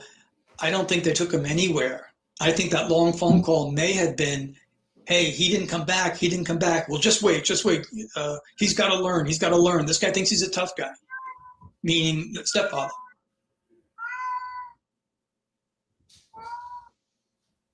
My concern is that he fell into water and he hasn't been recovered yet. That's okay, Kylie, I'm going to check my after hope this. Is that he met off with someone to run away and they're hiding him. That becomes weaker and weaker because the person that did that is putting themselves in legal risk. They could have gone directly to police, directly to Child Protective Services, the authorities. Yeah, I want to believe that too. I don't think that's the case though. No. For Sebastian. There's always a rush to blame Child Protective Services. Remember what they believe and what they can prove. Sometimes it's 2 different things. Yep, I remember that, Michelle. Law enforcement. Yeah. His special needs and his behaviors were significant. And stepfather's telling us that. The repeating of the personal space, mom saying, you don't go into your teenage son's bedroom at night. They're telling you. They're telling you. When you think about a child going missing, the ginger parents, the innocent parents, how they talk. They're always concerned with what the child is experiencing right at the moment, and they bring it back. And they sometimes talk about themselves when they're asked about it, but then they go back to the child. You cherish every moment. They're what we call high hormonal events, which leave imprinting or etching upon the brain. You don't call a victim a liar. No shoes, no jacket. If that was discipline, it's pretty harsh. Good comment. I think Ayla. he experienced worse. Sir. I think he experienced worse. When you're talking about this type of autism with a 15-year-old, so you have puberty now coming in, you have someone who's not regulated as others are. And that's why I say, this was not mild. If I was his bio dad, I probably would say it was mild because I can't accept how things are. Yeah. I say my son's And I mild, and understand how he's not challenging that considered would mild be. on the spectrum. He's considered moderate, probably a little bit above moderate. And Yeah. I don't even think about Andrew having autism for the most part. It doesn't seem to interfere with anything other than just having to prepare him for where we're going to go. And again, if you want to talk to people, okay. If you don't want to, then you don't have to go too much out of your comfort zone. Depends on where we're going. If we're going to special Olympic events, then yeah, I'd like for him to engage with people a little bit. But if he's not having a great day, then we adjust to that. Right. I don't think Chris would do that for him. And I think that's, sad. I don't think he ever adjusted him or prepared. Maybe they did, maybe they didn't. That's just in my opinion, but just the way that he brags about the way that he kind of has him disciplined and in order. I don't figure they would have taken the time to do that in my opinion. It's not like this is what we're going to do. You're going to behave and that's it kind of thing is how I feel. But I just have the reason I stopped that is because I do agree with that. I do think that the parents probably, I don't want to say downplay, but look at it a little bit less, like a little bit milder than what I think most people do, because I think it's just your kid and it's easier for you. Yeah. I can see that. Yeah. Yeah. But I just wanted to stop that and say that there. Yeah, difficult, what a heavy childcare burden that must be. And he apparently wanted friends terribly. And that didn't work out. Sad. Yeah. I also wonder if some of the neighbors who wouldn't let their kids go over also said, we don't want to be around that guy, Chris. Mm-hmm. I think that's what it was. At all. Yeah. You hear of someone with that type of anger? Yeah, because if they're fighting like that all the time, the neighbors here, and then more than likely they sound like they're drinking all the time too. So I can't see anybody wanting to send their kid to go over to their house to play if they're always fighting and other stuff like that going on. It's a small town, Yeah. So I don't know. People know things in small towns. That's Well, just the way small didn't the towns are. neighbors say they heard them arguing in the yard all the time? Yeah, and that's why I try Yeah. not to. Yeah, but yeah, that's what it was. The neighbors heard. Yeah. They said they heard them arguing. Yeah. That they would hear them talk about Sebastian. About it was Sebastian or Chris. Like she had to Yeah. choose kind of thing. So if they can hear that, they definitely heard a lot more. And I'm sure they argued like that all the time then. Yeah. Who wants their kids in that? Mm-hmm. Nobody. Yeah, nobody would want to send, and that's unfortunate for Sebastian because, and I hate that about how when they're giving the first interview, because they know damn well he's not coming back. And what do? They dangle, oh, well, he's going to have, once he comes back, the street's going to be flooded with all these new friends that he couldn't wait to have. You couldn't give him friends when he was here. You know what I mean? Like you have to use that as again, it's the way they speak to you, the way that they're telling you things. Yeah. It makes me upset. Like, I don't like the way that they dangle things and information. And he didn't have anything in the yard either. There was no swing set, no trampoline. Well, even the house, you don't know much about his room, but when you're looking at pictures through the house too, you really don't see things laying around the house that look like they belong to him much either. So everything looked very, and there's nothing wrong again with having your house clean, but it just all the time, you don't even see in the pictures where there's stuff laying around that's his and things like that. So I don't even think there's ever been a picture of his room shown. No. It would be interesting to see what his room looked like, though. And now they've taken everything out of there, so it's just a room. Well, they're never going to let nobody in there No. now at this point because they don't want to be questioned about it. They wouldn't let America's Most Wanted in there either. Well, yeah, because I didn't even know that wasn't their house in America's Most Wanted until you told me that. Yeah. I thought that was.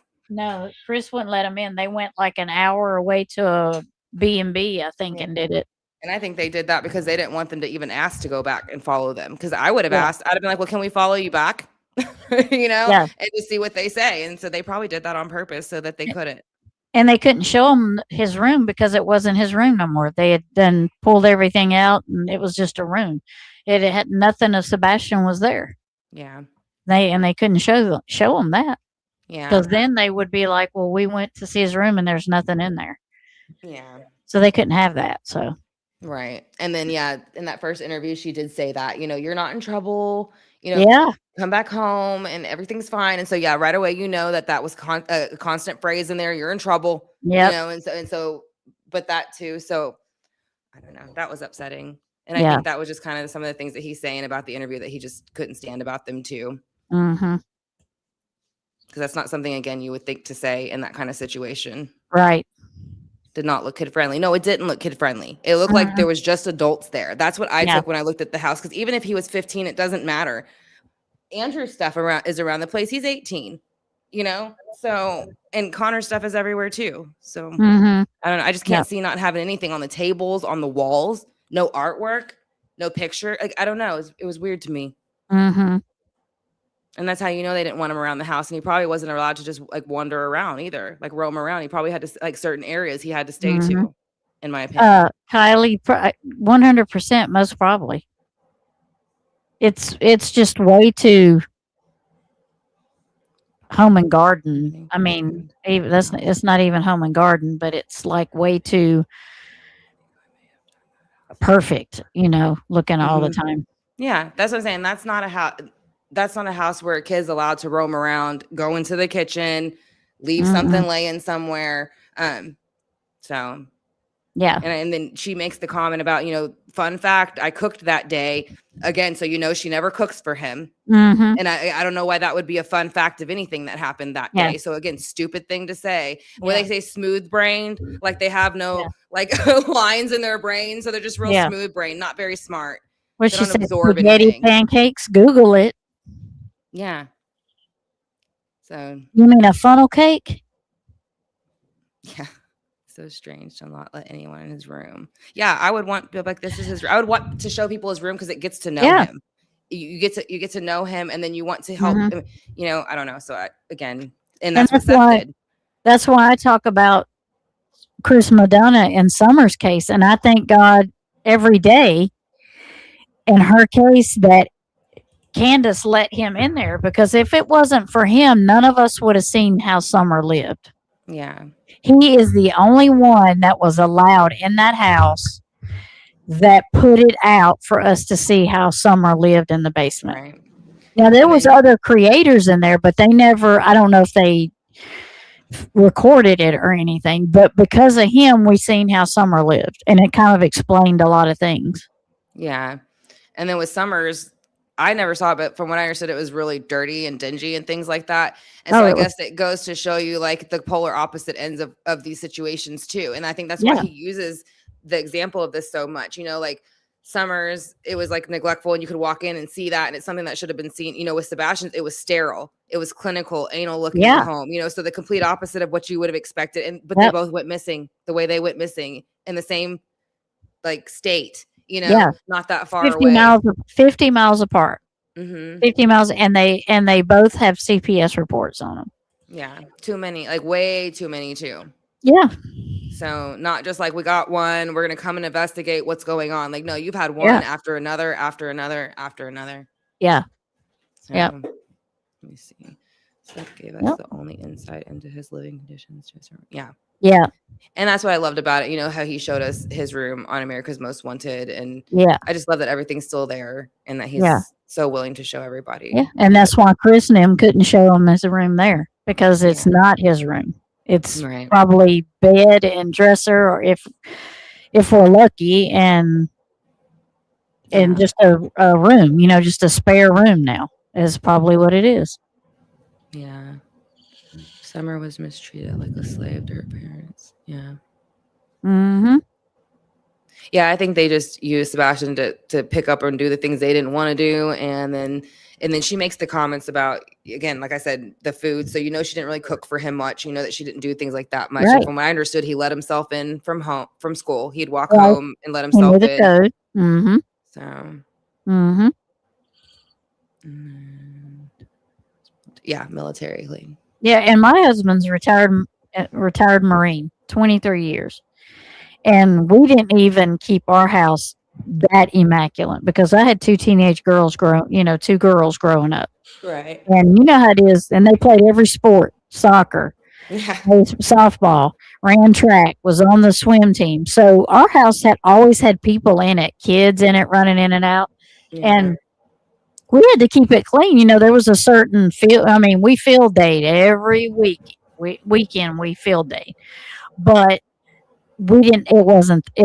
It was lived in clean. It wasn't that kind of clean. Yeah. And that one almost looked like I was almost looking for, because they said they hadn't lived there long, is what I heard when they moved into that house. They hadn't been living there that long before Sebastian went missing, but I was still kind of looking around for like any sign of Sebastian anywhere through that house. And there was no sign of Sebastian anywhere in that house. Yeah. Yeah. And again, you think that people were intelligent if they set it up and did all this stuff. You would think they'd been smart enough to put things out and make it look like they cared. But they're not. They're not. Yeah, they didn't even go through the motions, correct? There's not even motions. Yeah, they're so emotionless. They didn't even go through the motions. Yep. Child, special needs are not around someone angry. He accused Sebastian of lying to the Child Protective Services.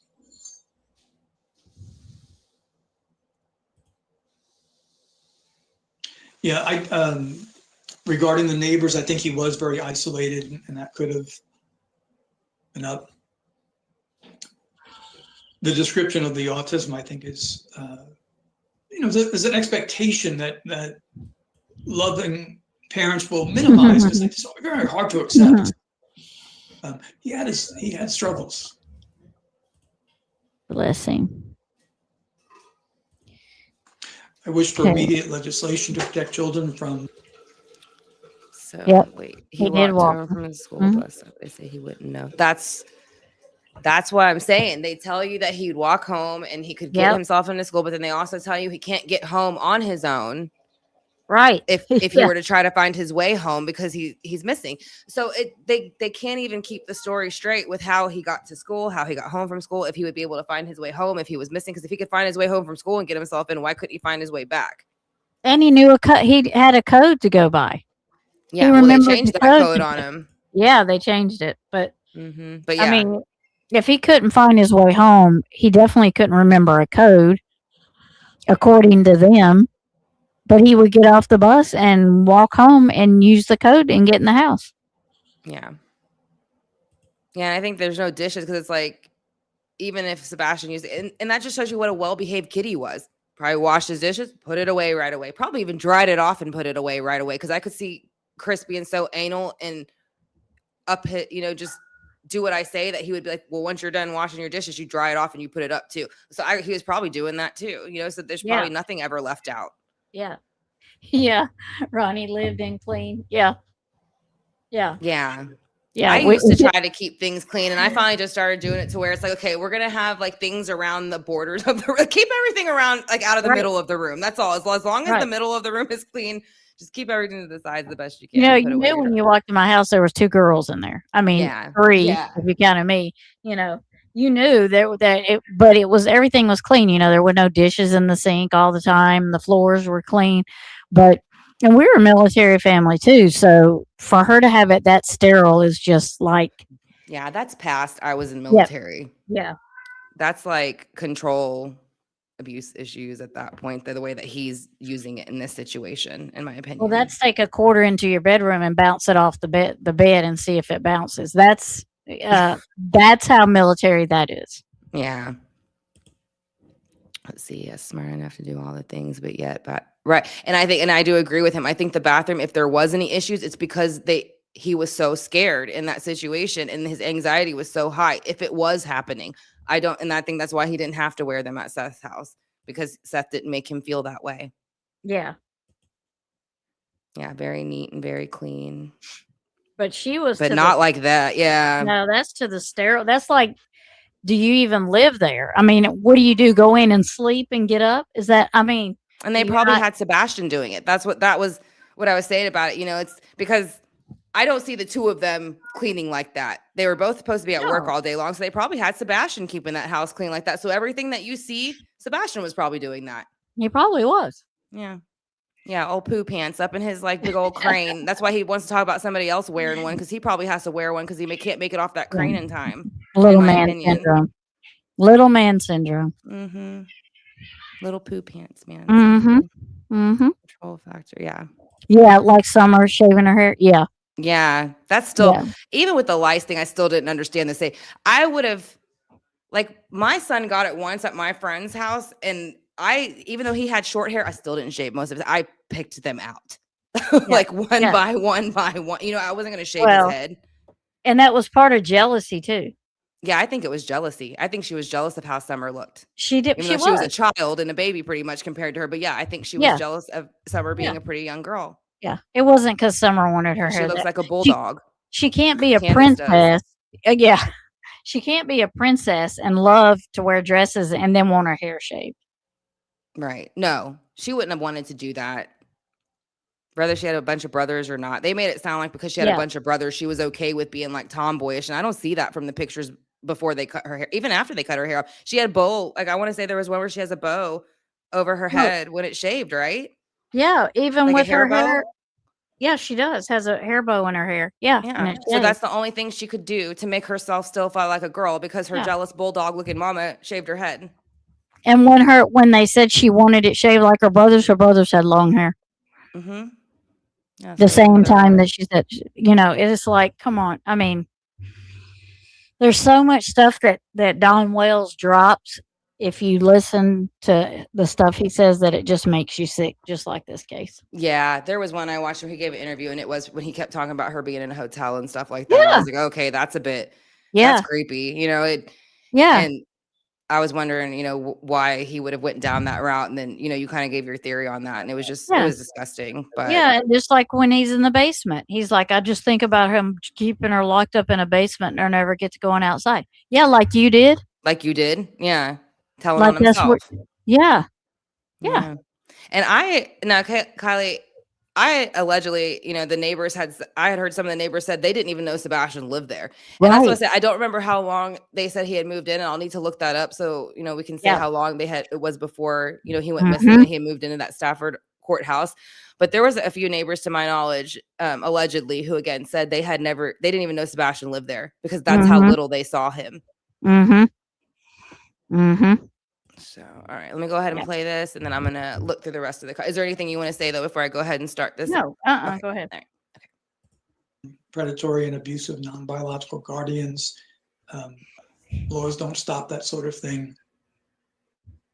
We have a case here in Maine where, and this actually is a parallel, where a boy was beat to death by mother, father, and grandmother. He was still alive when he was brought to the hospital, and they did CPR on him, and the head charge nurse came out and told the mother and the grandmother, hey, his pulse is back, which the expectation would be wonderful news. They both chimed in to say, but he's a liar. They were concerned about what he would say.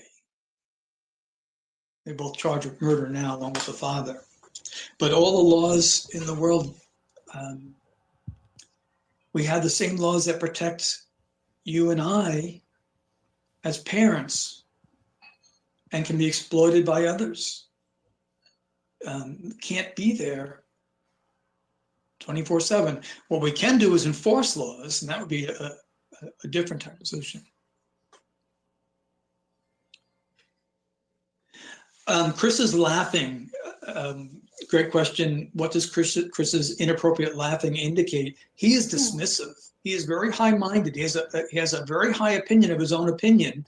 He used manipulative language. I don't think this was his last video. I'll have to look and see when it was dated. But I know I think he did a few more about Sebastian after this. And I think there was one he did that was about, I know there was one he did combined for Sebastian and Summer. But I'll have to look to see when this one was dated, though, Tom. So I just wanted to say that real quick. Will divert. He will pause to repeat a question, and he's not reading so much, but when he's asked that verbally, as if to dismiss it. The laughter that bothered me most was the claim, which I think came from her dad. Yeah. The claim that Sebastian had to get between his mother and stepfather. Of which this guy says he had to call me Mr. Chris. Yeah, sickening. So good question. I think that was high-minded dismissiveness. Also, I think it was probably insightful to what Sebastian experienced. Yeah, sadly. Yeah. And yeah, someone else just said Martina too asking, can you about see the mother snapped in the language? how Katie here. Yeah, sadly, yeah, I just went past it. But yeah, what they're saying to Michelle, sadly, they don't change their stripes, past behaviors. They just find different ways to tell the story, different ways to try to hide it, but they usually don't change. No. Yeah. And yeah, I do agree. I think that's what was going on with Summer a lot here, and I think you do, Tammie, and with Wolfie here. Yeah, I don't think that's what happened at the end. I think what happened but it was was happening. It was happening, definitely. I just think they handed her. I think they had given her too much of something, and they had intentions of handing her off to somebody for that, and it went wrong because they had given her too much. That's what I think. Yeah. But I wanna. And oddly, I think Dawn was there and not Candace. Really? Mm-hmm. So let's see. Yeah, but this is what Michelle was saying. But I do think KP is a victim of emotional abuse and mental abuse to the point Sebastian became a ploy to keep CP off of her. Okay. Let's see. And mixed with the choice. Okay. All right. So let's go ahead. And I think we have, let me see, 10 minutes of this one left. Are you good for 10 more minutes, Tammie? Yeah. 10 more minutes. Okay. Yep. Okay, perfect. Here we go, y'all. Oh, wrong screen. Now here we go. I'm not sure what that means.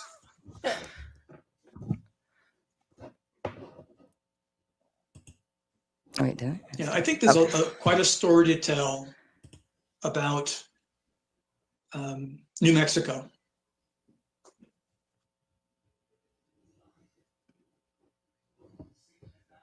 Yeah, great point by Jason. Jason, Peter, although you've mentioned you hope he's with someone hiding him, I also hope and he's not with someone with darker intentions. Well put, Jason, and that was some of the thoughts with Summer Wells, which she trafficked.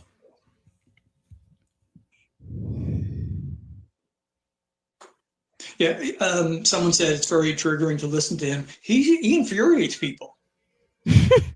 And I think his language reveals that he likes it. He likes the confrontation. He does like the confrontation. Yeah, I think he is. Someone wrote, I feel like Chris enjoys the attention he's getting. He does. He in his mind, through his language, he's setting the record straight. He's a great guy. Mm-hmm. He has so little self-awareness that he can give marital advice after 5 marriages. Mm-hmm. Also, by the way, he's giving out parental advice. Yeah, after 6 or 7 CPS charges across different Proudfoot states. is giving out marital and child raising advice. Yeah, lock them out. Mm-hmm. That's what Sebastian lived under. That type of blinding arrogance. He reminds me of someone that would take a polygraph after committing a crime and rush in to take it to show everyone and still fail. Mm-hmm. Mm-hmm.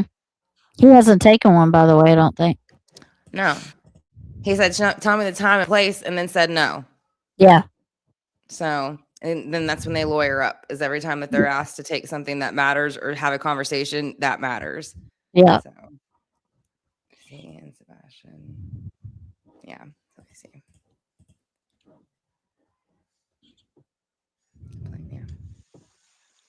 The question was, how long has he and Biomom been together? And I'm not sure because he played 2 different things. I think they've been married 2 years, but he may have been there. He said half of Sebastian's life.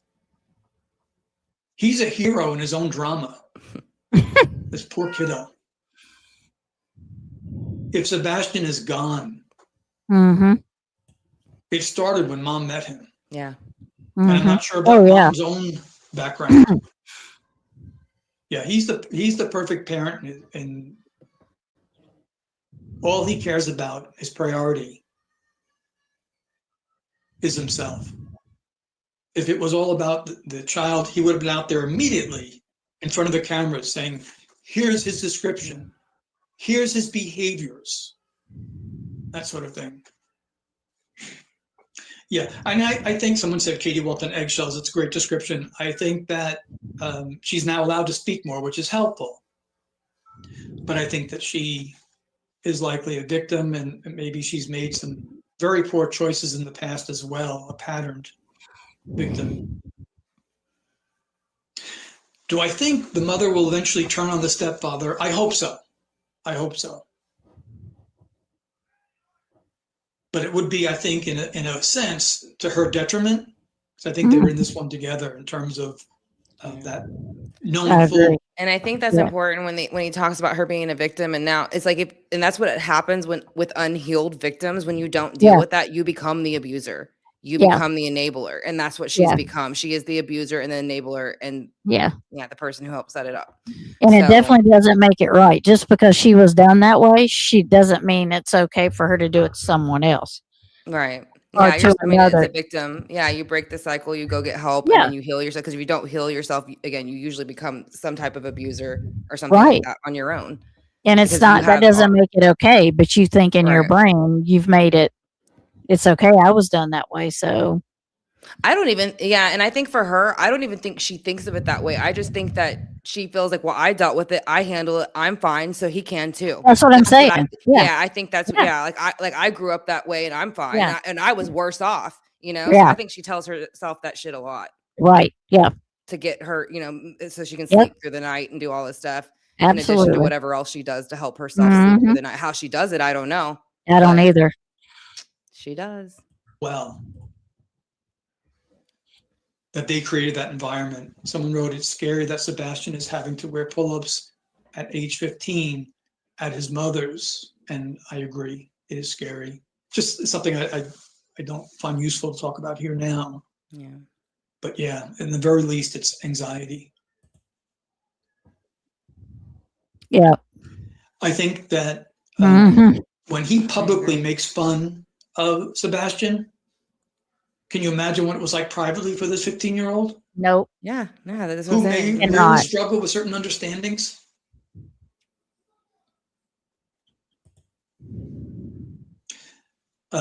Jason following up about the number of missing children, and he wrote 460,000 a year. And Jenny, welcome. I'm glad you're here. I hope you give consideration to maybe a blog post on your profile. You did excellent work. Jenny's a colleague, Jason's a colleague.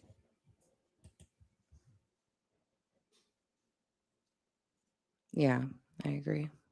I want to know about his military background. I want to interview people that knew him. I want to know what he's like, because his language is the language of a bully. That's why I called him a small man. He's a bully. Well, he was a seaman, not a Marine. Child as a target. He was in the Navy. If anyone wishes me to present your theory, glad to hear it. My understanding. I know Pat Brown differs. I think that she believes it's more nefarious. The behavior. I haven't looked at Pat Brown yet. Somewhat. I agree with some of the things that they said about the not having knowledge of a death. I think that's correct. But I'm not a body language expert, and I like to hear other opinions, that sort of thing. I don't have enough of Mom's language. I haven't finished that lengthy interview. It's pretty rough to listen to. Oh, you think Mom snapped? Okay, Martina, now I understand. Yeah. Martina, I agree. I think Mom snapped. I think there was an altercation. Yeah. And that was guided by stepfather over the phone. My fear is that we're going to find Sebastian. I agree. In some place of water, saved everybody a lot of sort of thing. Heartache. You're right. I hope I'm wrong. Or washed out in the Yeah, shower. Jenny, give some consideration for our blog post or sharing that, or Just however saying. Sorry. you're comfortable with. Pushed him down the toilet. That's right. That would have been even better. Right into the sewer. Right. Right where you belong. Where you I belong. want to know why he said he didn't want his daughter around Sebastian. I'll answer that. We don't, With a his bit of daughter shouldn't be discretion. around him. Yeah. He smacked her in the mouth, allegedly. Busted her lip. Yeah. I believe Sebastian had some significant behaviors and probably was inappropriate. I just don't think he did. Very concerned about that household and Yeah. what happened there. I don't, I'm going to put myself saying I Yeah, don't think I don't know. Sebastian did. Yeah, I don't know. Again, I don't have much of an opinion on that comment either with Yeah, what he's saying about that, because I wouldn't know either, really. Yeah. But I don't. I mean, there was questionable things that happened, though. That's for sure. That was Yeah. reported in those things. But I think that's where he's pulling it from. But who reported it? You know, Well, I think they're talking about because he did have an essay against him when he was younger. And then if it, again, wasn't treated, which they're saying it wasn't for a long time. And then I don't know what other things they're claiming besides that. But Chris is saying that he was inappropriate. Chris is the one claiming that. Yeah. Chris See, Proudfoot's claiming that. But Mhm. what is happening that would have made that behavior be existent into that point? Right. Because it's a Mhm. learned behavior. Mm-hmm. In my opinion, that's a learned behavior. So Yeah. that's why I think it's so controversial, because we don't know much about that yet as far as if it happened in the home, any essay. But I think Yeah. a lot of people are wondering if there was essay happening in the home. Right. And He was just doing what he knew. Yeah, because it was being done to Mhm. him, Right. possibly, allegedly. Right. So I think there's some people who feel that way about Chris. Gotcha. someone saying you should watch such and such a video. There's too many. These people are constantly on it, and then you have people commenting like me on the video, and I think it gets a little bit repetitive. Right. Speculation. Mm-hmm.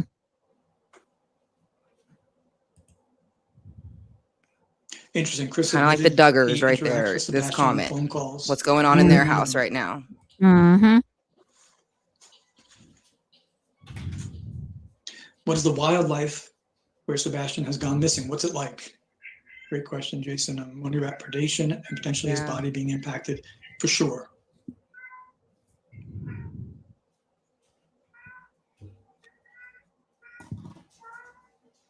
Yeah, they did one interview where they kept their faces off.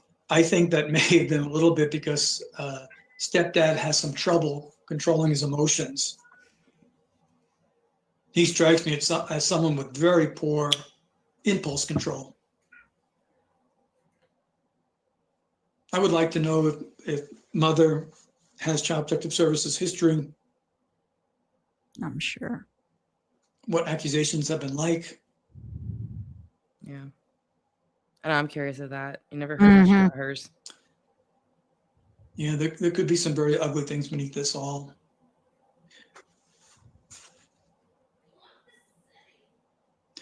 Is it true the police were called to that house? I don't know.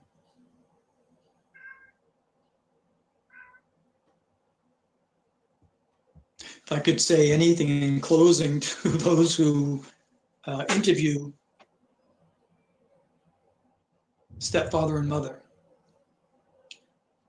don't be afraid to ask tough questions. Use as few words as possible. No preamble, no moralizing, no saying, I just want Sebastian found. We know that. You might get them to echo some of these things that you're saying, and you're innocent. So as an interviewer, know that Chris's personality, he likes it. He likes the challenge. He wants to know what people are thinking. He's following social media very closely. Oh, yeah. He's got enough energy, enough wind in his sails to be arguing with people on Enough Facebook, wind in his sails. dispensing marital advice. If they can He's pick not him consumed up. with grief. He's got enough fluff in his diaper. Mom's got some Right. guilt in there. But I don't believe they killed him and hid the body. Mm. I think they created an atmosphere that it was really time for him to get out. but I think they locked the door behind him or sent him out.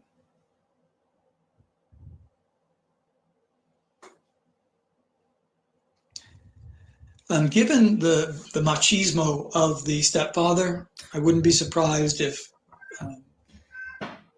he humiliated Sebastian Oh, regularly. 100%. 100%. regularly. Yeah. So I just read that. I think he comment just from normally someone. talked like that to him in a demeaning manner, probably about every single thing he asked. Oh, yeah. Yeah. Someone said, I haven't seen anything that stands out to make them guilty. The What? guilt that I'm describing is the home environment. Someone else wrote that they don't think anything Right. was premeditated. No, and from the other comment, I think something went wrong that day, and there was some real anger. Hence the need to say, "Oh, I love you, Mama," over and over. Yeah. So I do worry about the humiliation. Stepfather's a classic narcissist, grandiose.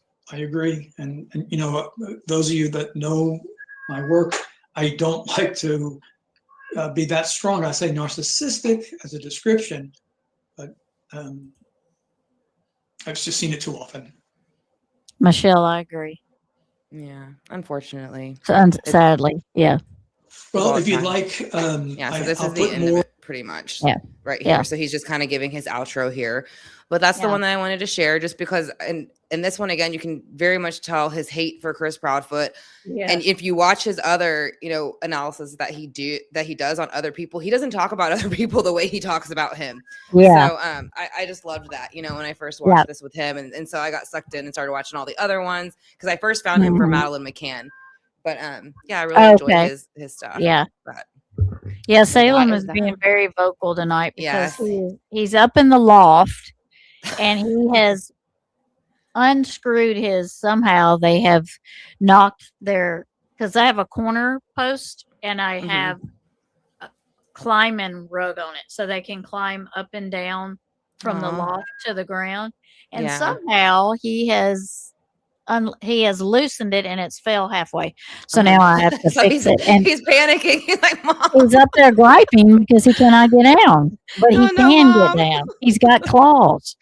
Yeah. It's wood. Not the way he can get wants to down. get down, though. No. So I've got to put the thing back up there so he can get his butt down so he doesn't use it up there in the loft. Yeah. Yes, this Yeah. was a very interesting one from Peter. I enjoyed it. And again, I just love how he gave, he just called Chris. I think he called Chris every bad name in the book, and I loved it. He did. He did. He even called him a little man. Yeah, little man, cheese mom. Yeah. Everything you could think of. Even threw some ones in there I didn't think about. I was like, yeah, it was funny. It was yeah, funny. his disdain for him is very, very clear. Yeah. And again, you don't see him do that normally. He's always very professional. He doesn't really show his emotions or his opinion. So this meant a lot to him, this particular one. And I kind of feel like this one took a lot out of him towards the end because he was already sick, and I noticed that he would seem very, like his energy would seem very low by the time. Like you could tell it was just tearing him apart inside what was happening. Somebody in chat had asked what happened to him, and I don't know. I'm not sure. Yeah. I keep feeling like it's some type of abdominal cancer for some reason. I always want to lean toward pancreatic, but I don't know. That's more of like a feeling that I just feel like it was some type of cancer, maybe like the abdominal, because it was really quick. I know from the time that I saw when he found out to the time he passed. The only thing that I really know that does something like that usually a lot of time is pancreatic, but that's not saying it would have necessarily had to be that. So, but to my knowledge, it was some form of cancer though. Yeah. Yeah. You read cancer, Ronnie? Yeah. Okay. Yeah. And then they're, Chief and some other the mods have dropped Peter Hyatt's link here for his channel. If y'all want to go, subscribe to that, and y'all can see more about that. But yeah, that's the one I wanted to share. And then I'll have more that we can kind of look at as we go further into Sebastian's, because I think his, Peter Hyatt's are always great to share and just kind of go over. There's so much in it. Yeah. But oh yeah, and Tara wants to ask you about the jury trial and kind of selection, and if it would be different here. Well, you're in Louisiana. I was going to say Texas, but just kind of what it would be there, because I've never had to go, so I've never had to answer none of that stuff. Yeah. So she wanted to talk to you about it though. Sure. Yeah. And then Google nobody. Yeah, it just says he died. Yeah, that's what I was thinking. It just says he died of cancer. Yeah. Yeah, he has, like I said, but I really love his stuff, and he did a Yeah. great. I have the band one that I did for him, and that's the one I did of the whole Madeline can. It's almost 2 hours, and that's where he's doing interviews and he's giving his analysis on Kate. It's Kate, right? Kate and Jerry. Yeah, Yeah, Kate and Jerry yeah. McCann. And then he Yeah. calls out, the moments where she's talking about she talks about the night that she sat with Madeline and that what kind of chips they had and how she brushed her teeth and everything that she did. And he was saying that was the time where he thinks that hormone levels spiked because something happened at that time.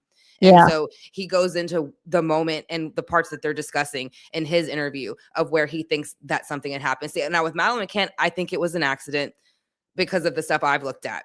Right, I know yeah, a lot of yeah. people still think she was trafficked off too. She might have been, but just from what I saw and kind of, what I watched with him and stuff like that, because I did about a good 6 or 7 months of videos on her too and watched a lot of his stuff. And I kind of came to the conclusion too, yeah, they were bringing people into those apartments. They were letting things happen to the children. And again, an adult, somebody taking advantage of the children, something happened. And I think she got hit or something. There was blood everywhere.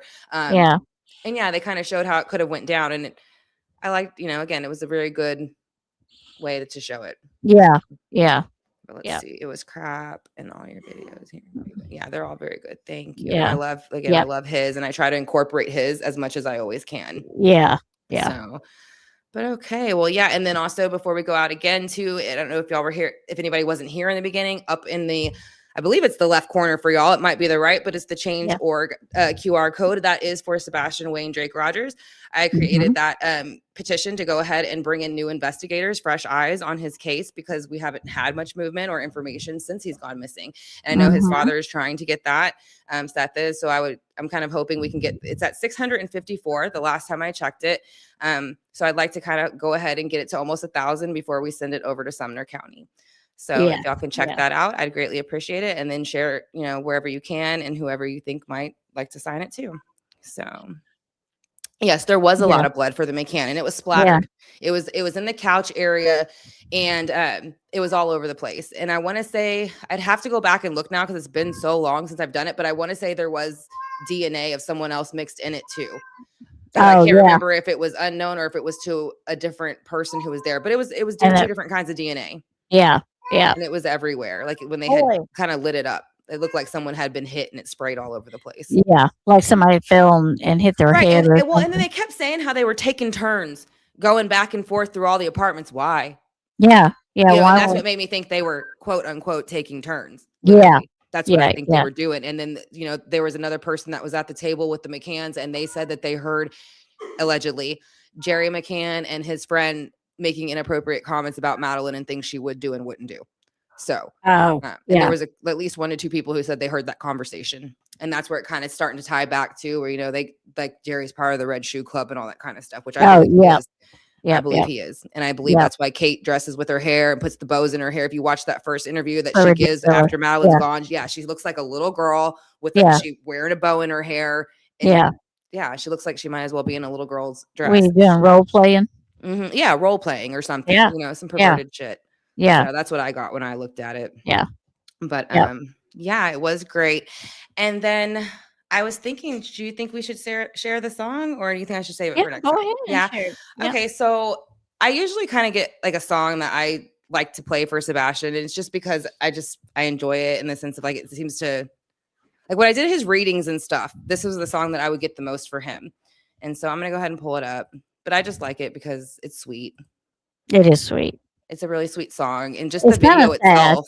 It is sad, but it's sweet in the sense that at the end, how the story plays out, because it has a storyline in the way that the graphics and stuff is put together. So, right.